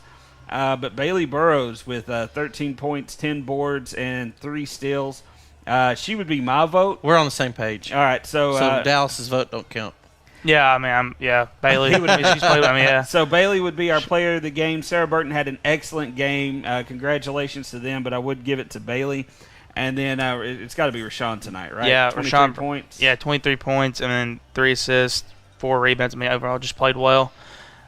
Stepped up to the occasion, pretty much kind of led the team tonight, even though, Jackson was still there to help him. So overall, it was a good win for the Dragons. Good play. Well, Lee, it's another great night of basketball. Glad to be here tonight, get our basketball season underway. I don't believe we'll be back with you until after Christmas break, but we look forward to covering a few more games, a few more basketball games this year. Absolutely. And then, once again, thank you so much to everybody who is involved. Thank you to all of our camera operators, and Molly, she helped set up all the interviews, so thank you to them. For Ryan and Andy and everybody behind the scenes here, this is Jared Fogarty, Dallas Cole. My name is Lee Fogarty. Thank you all for watching ACTV Sports, and good night, everybody.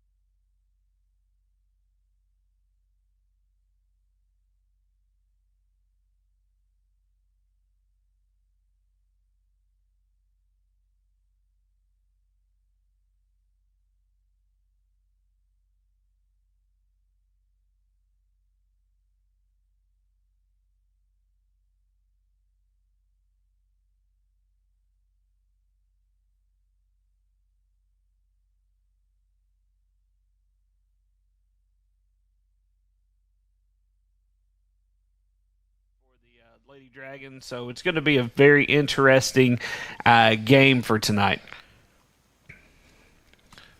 Well, yeah, I mean, it's good to be back with everybody. We haven't had this is our first basketball game of the year, so we're still it's still early in the season.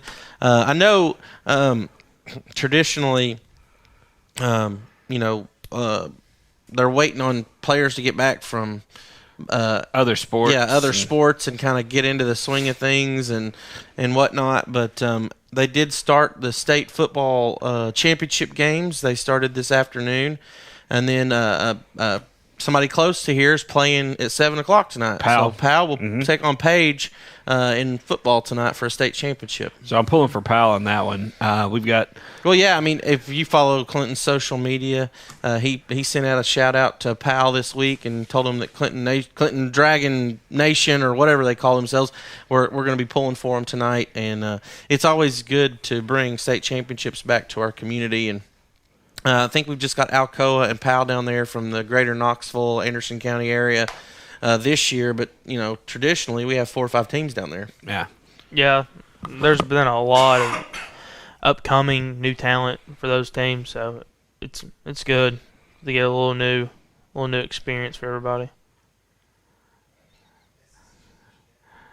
And then we do have coming up tomorrow, it's going to be the SEC championship game. We've got the Alabama, whatever they are. I can't stand them. And the Georgia Bulldogs. Georgia has looked pretty much unbeatable this year. It's like an elephant that says Roll Tide. Yeah, I don't understand it either. They have an elephant as a mascot, but they prefer to yell about soap.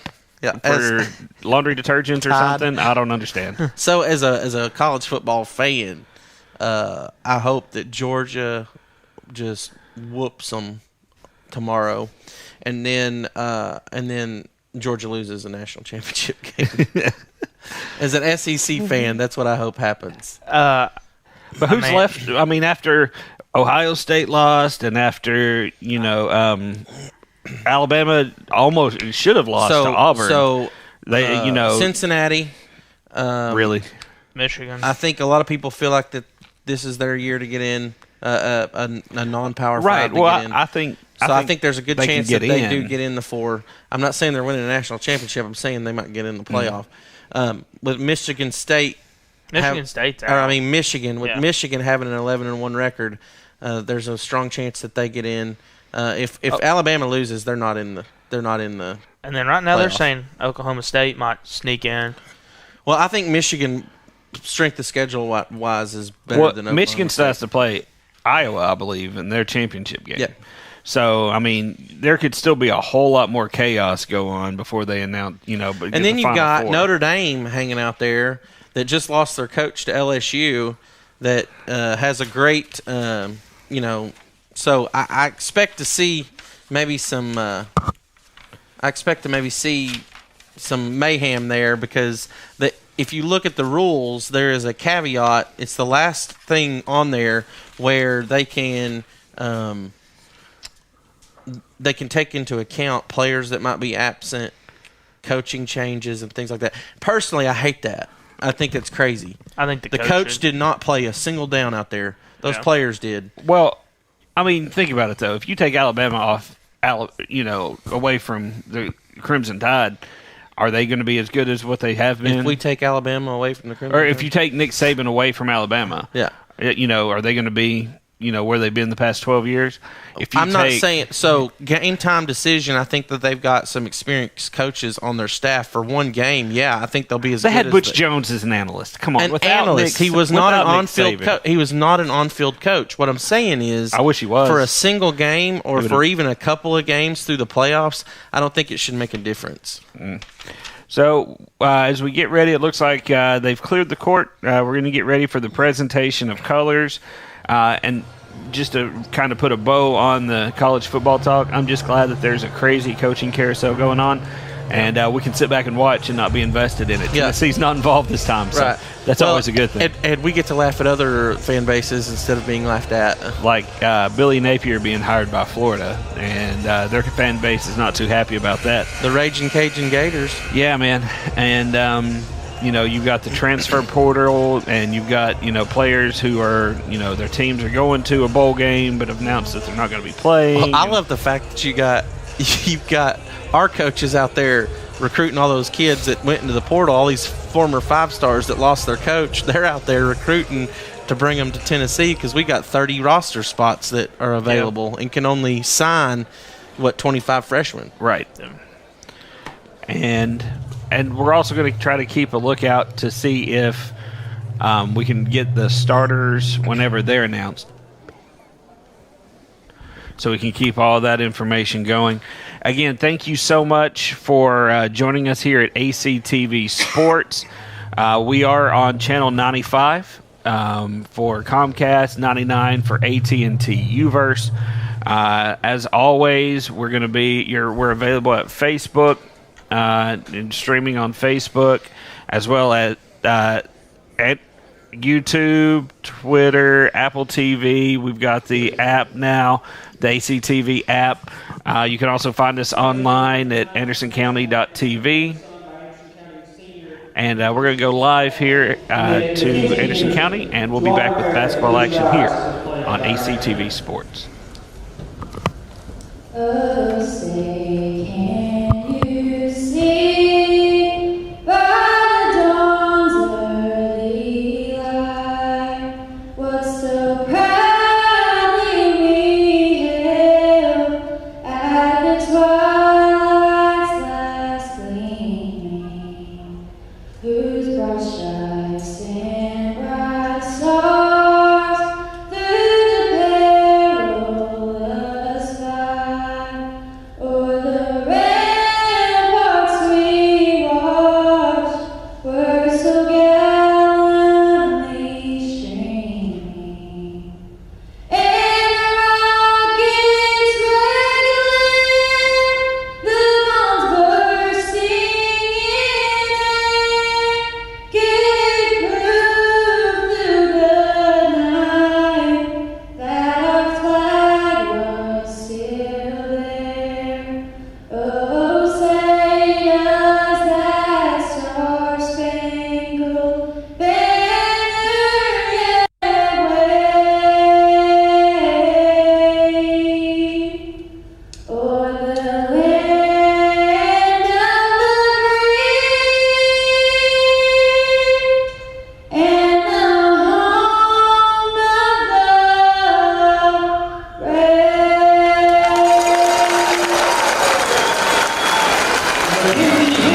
of the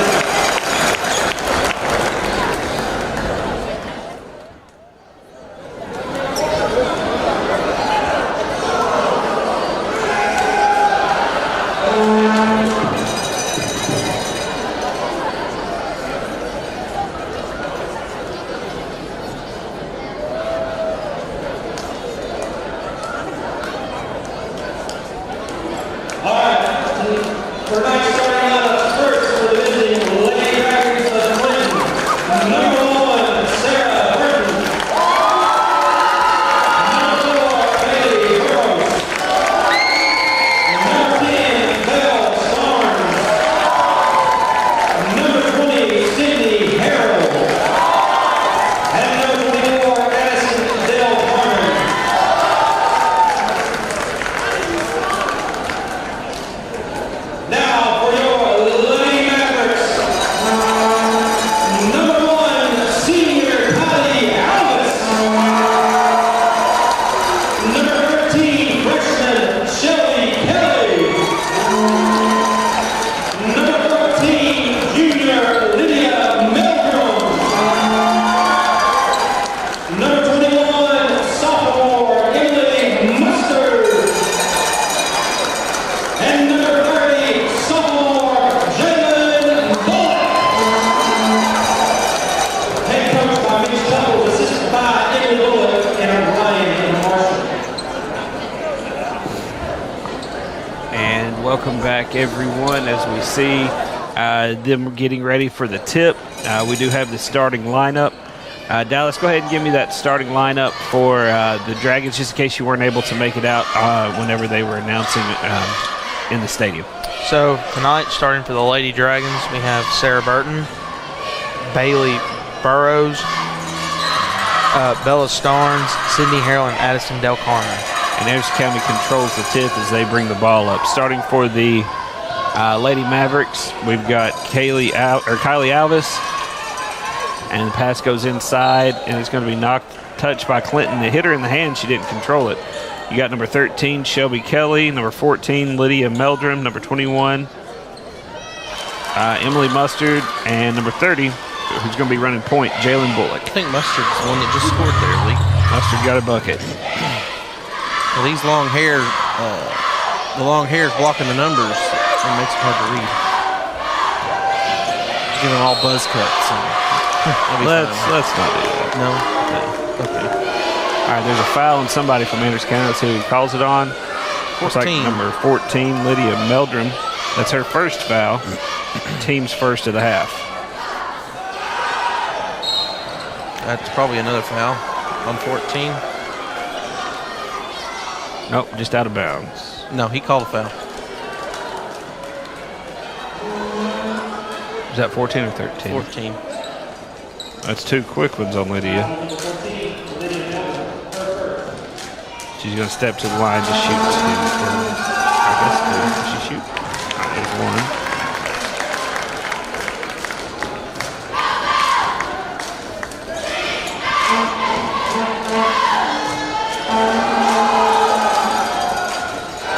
Second one short. Was she shooting a three? Yep. She was in that corner over there. Well, I was looking down trying to get ready to mark points. Misses 2 out of 3. Mustard with the rebound. Bullock bringing the ball up at the top of the key. Trying to work it inside. Passes a little high. Rebound by Ricky Williams. He's a cameraman standing out of bounds. Burton with the ball. Lady Mavericks with an early 2-1 lead.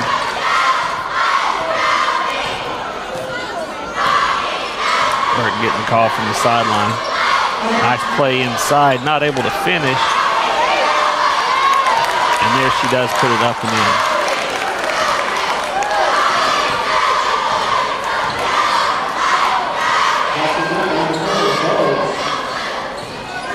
Bullock with the ball. Nice ball movement there. She pulls up for 2. Inside the line. No good. Strong. Tipped around. Nice play. Oh, they're going to say out his of bounds, foot was on the line. Hey, his heads up play though. It was. Nice aggressive play there, trying to throw the ball off the Dragon players.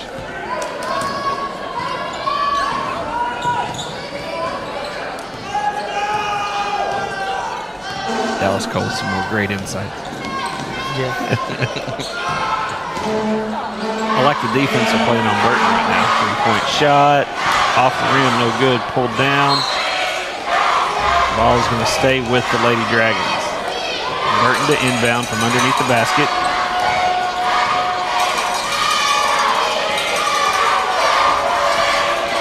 Gets the ball over. 24.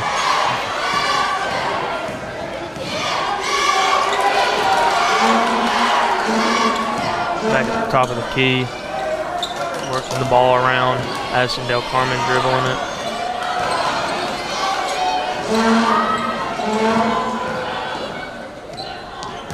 Let's see here. Puts it up.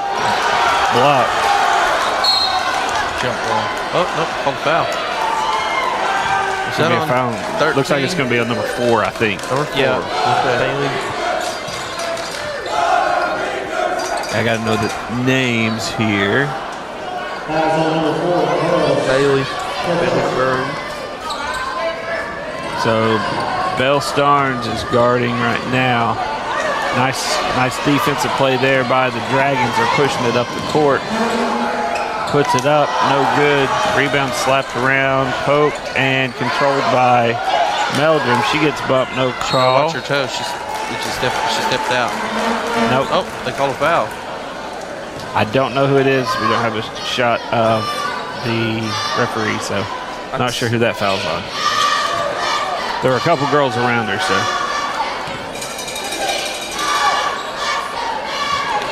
Good knockout. Hey, Great heads-up defense there by Bailey Burrows. She saw that pass coming inside and knocked it out of bounds. Bullock trying to inbound. Shots up off back iron. And here come the Lady Dragons pushing it up the ball. Burton pushing it up the court. Bullock did a good job staying in front of her. Clinton picks up the mess and knocks it in. Yeah, nice rebound. Is that Burrows again? Yeah. That's 4 points. 4 of the 5 points for the Dragons have come from Burrows. Yeah. Making the hustle play, getting the rebounds, and just putting it back up. Alvis with the ball. Gets it inside. Nice layup. And that was number 21, Emily Mustard. She's got all 4 for the Lady Mavericks. She's definitely got some height advantage on these girls, doesn't she? Yeah, she's a 5'10" sophomore, so.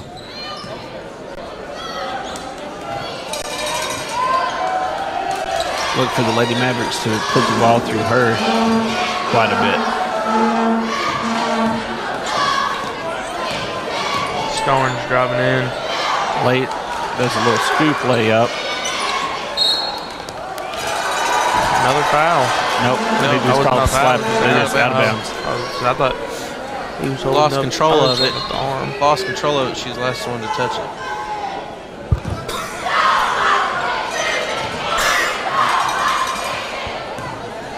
Inbounds the ball. Bullock bringing it up. Gets it back over to Meldrum.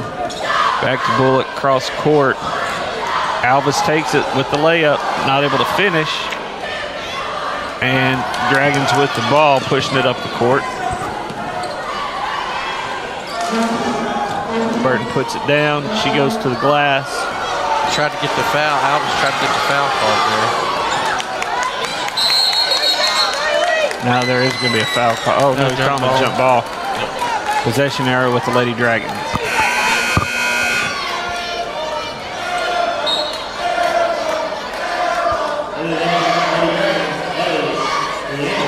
Well, he pointed towards the Dragon. Oh, because the arrow.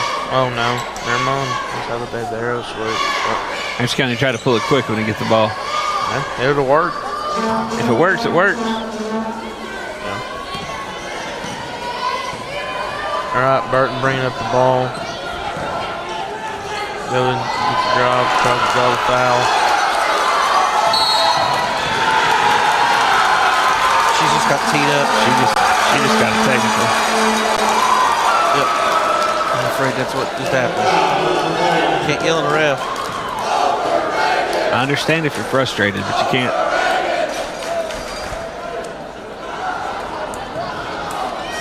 So Orange County's going to be shooting a free throw. They got Alvis. Yeah. Nope, 21. Mustard again. That's Orange County ties it up at 5. She's shooting 2. Oh, yeah? Technically,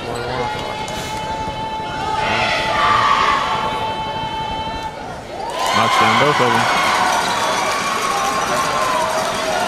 So far tonight, it's been Emily Mustard versus Bailey Burrows. Good matchup. Just sit the other girls down. You know, One-on-one, full court. We came in talking about Alvis and Burton, and now we've got, you know, a freshman and a sophomore for the teams that have kind of dominated the game so far. Oh, three-point Nice shot. switch. Knocks it down again for Mustard.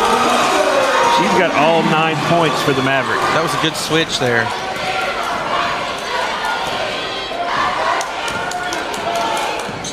Number 11's checked in for the Dragons. They're going to call a foul on the floor there. Burton is out. Number 11, Ashanti Davis is checked in.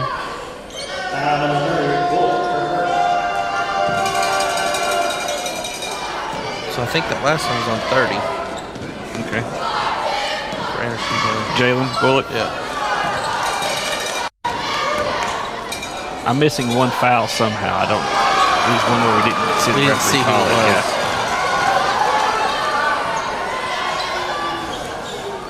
And a nice play there. It looks like that was number 14. Meldrum with the bucket. I guess she wasn't going to let Emily have all the fun. timeout on the floor with 2:28 left to go here in the first quarter. Mavericks with an early 6-point lead, 11-5. Coach wanted to stop the bleeding there a little bit and took a timeout. No, it actually looks like Anderson County called the timeout. There was a 30-second timeout. I saw Mitch. You can't call a timeout if you don't have possession. Oh, well, I saw Mitch doing that. I guess he was asking. Yeah. So there's going to be a 30-second timeout. But, man, this is not what we were expecting out of this game tonight. Bullock has played tight up on Burton and frustrated her to the point where she got a technical called on her. Now, granted, there's probably a few that they could have called fouls on that weren't there. But it was good defense by Bullock, just keeping, staying in front of her and, just frustrating her to the point where, she did get the technical. Well, I think that, she was wanting that body call. They're going to play her tight, and she's going to be frustrated because of that. So Burton did sit down on the bench for just a minute or so, and now she's back in the game. Let's see if this lights a fire under her. Sometimes you just don't want to make those players mad that can go off and drop 50 on you. All they need is that little spark. Yeah. It does help. It does help. I mean,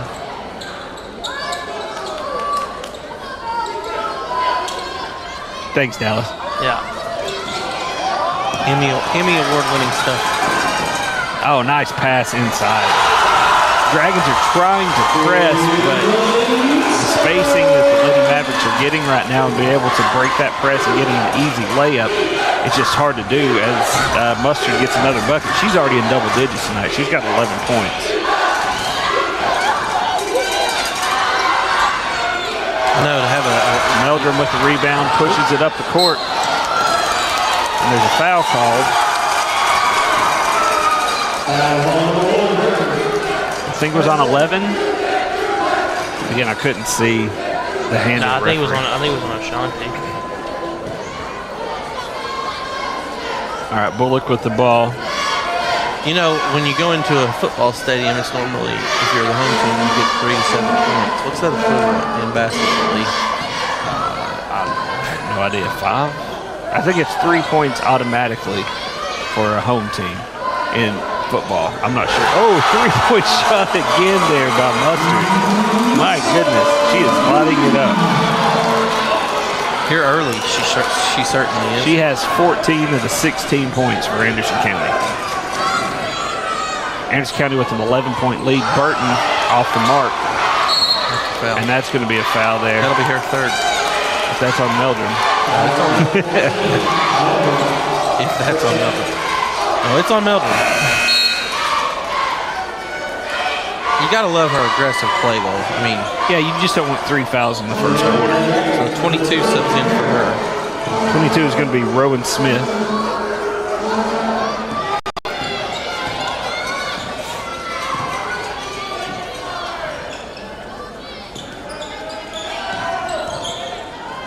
Once again, good defense by the Lady Mavericks.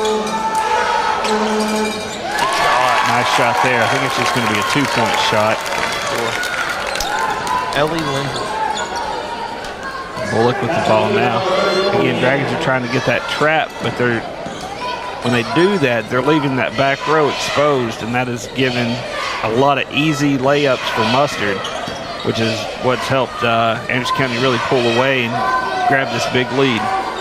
Bullock in the corner. So Clinton's still trying to play man defense. I thought they might switch it up to like a zone with the way Mustard's been playing.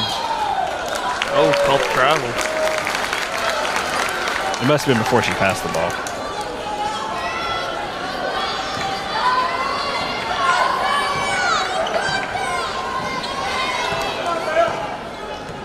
So here comes Burton. They got screens set up on either side, whichever way she wants to go. Just pick a side. Either way. They're trying to get her going. Some separation, or they're trying to get her some separation. Long 3-point for Burton. No good. Tipped around. And that's going to be the end of the first quarter. End of the first quarter, Anderson County with a 9-point lead, 16-7. Emily Mustard has 14 points of Anderson County 16. And for the Lady Dragons, the leading scorer is going to be Bailey Burrows with 4. It's That's not exactly what we expected coming into tonight's game. No, what we said, we thought it was going to be a lot of Sarah Burton and well, when you come out shooting like Reggie Miller, I mean, yeah, anything can happen, right? Yeah. I mean, Emily Mustard's shooting phenomenal.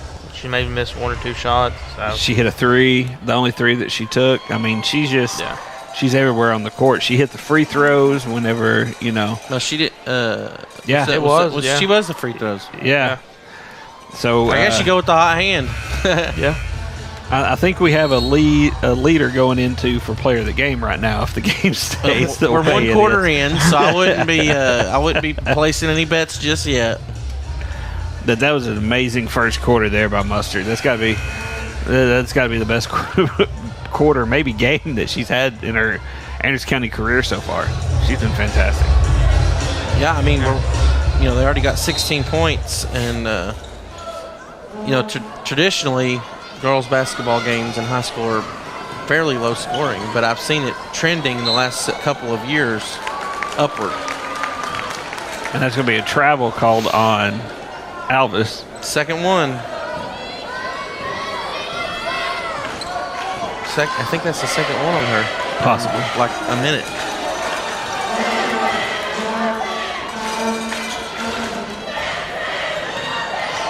Yeah, I don't think Burton wants Mustard guarding her at 5'10". No. And another steal there by Mustard. And another steal back. Stolen back by the Lady Dragons. Over to Burton, wide open for 3. Good closeout by Mustard, just couldn't get there in time.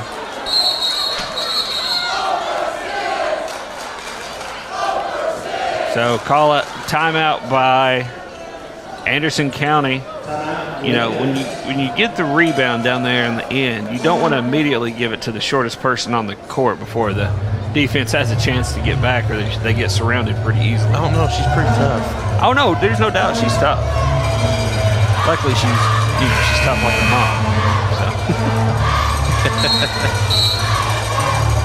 That's a little hateful. Yeah, Brad.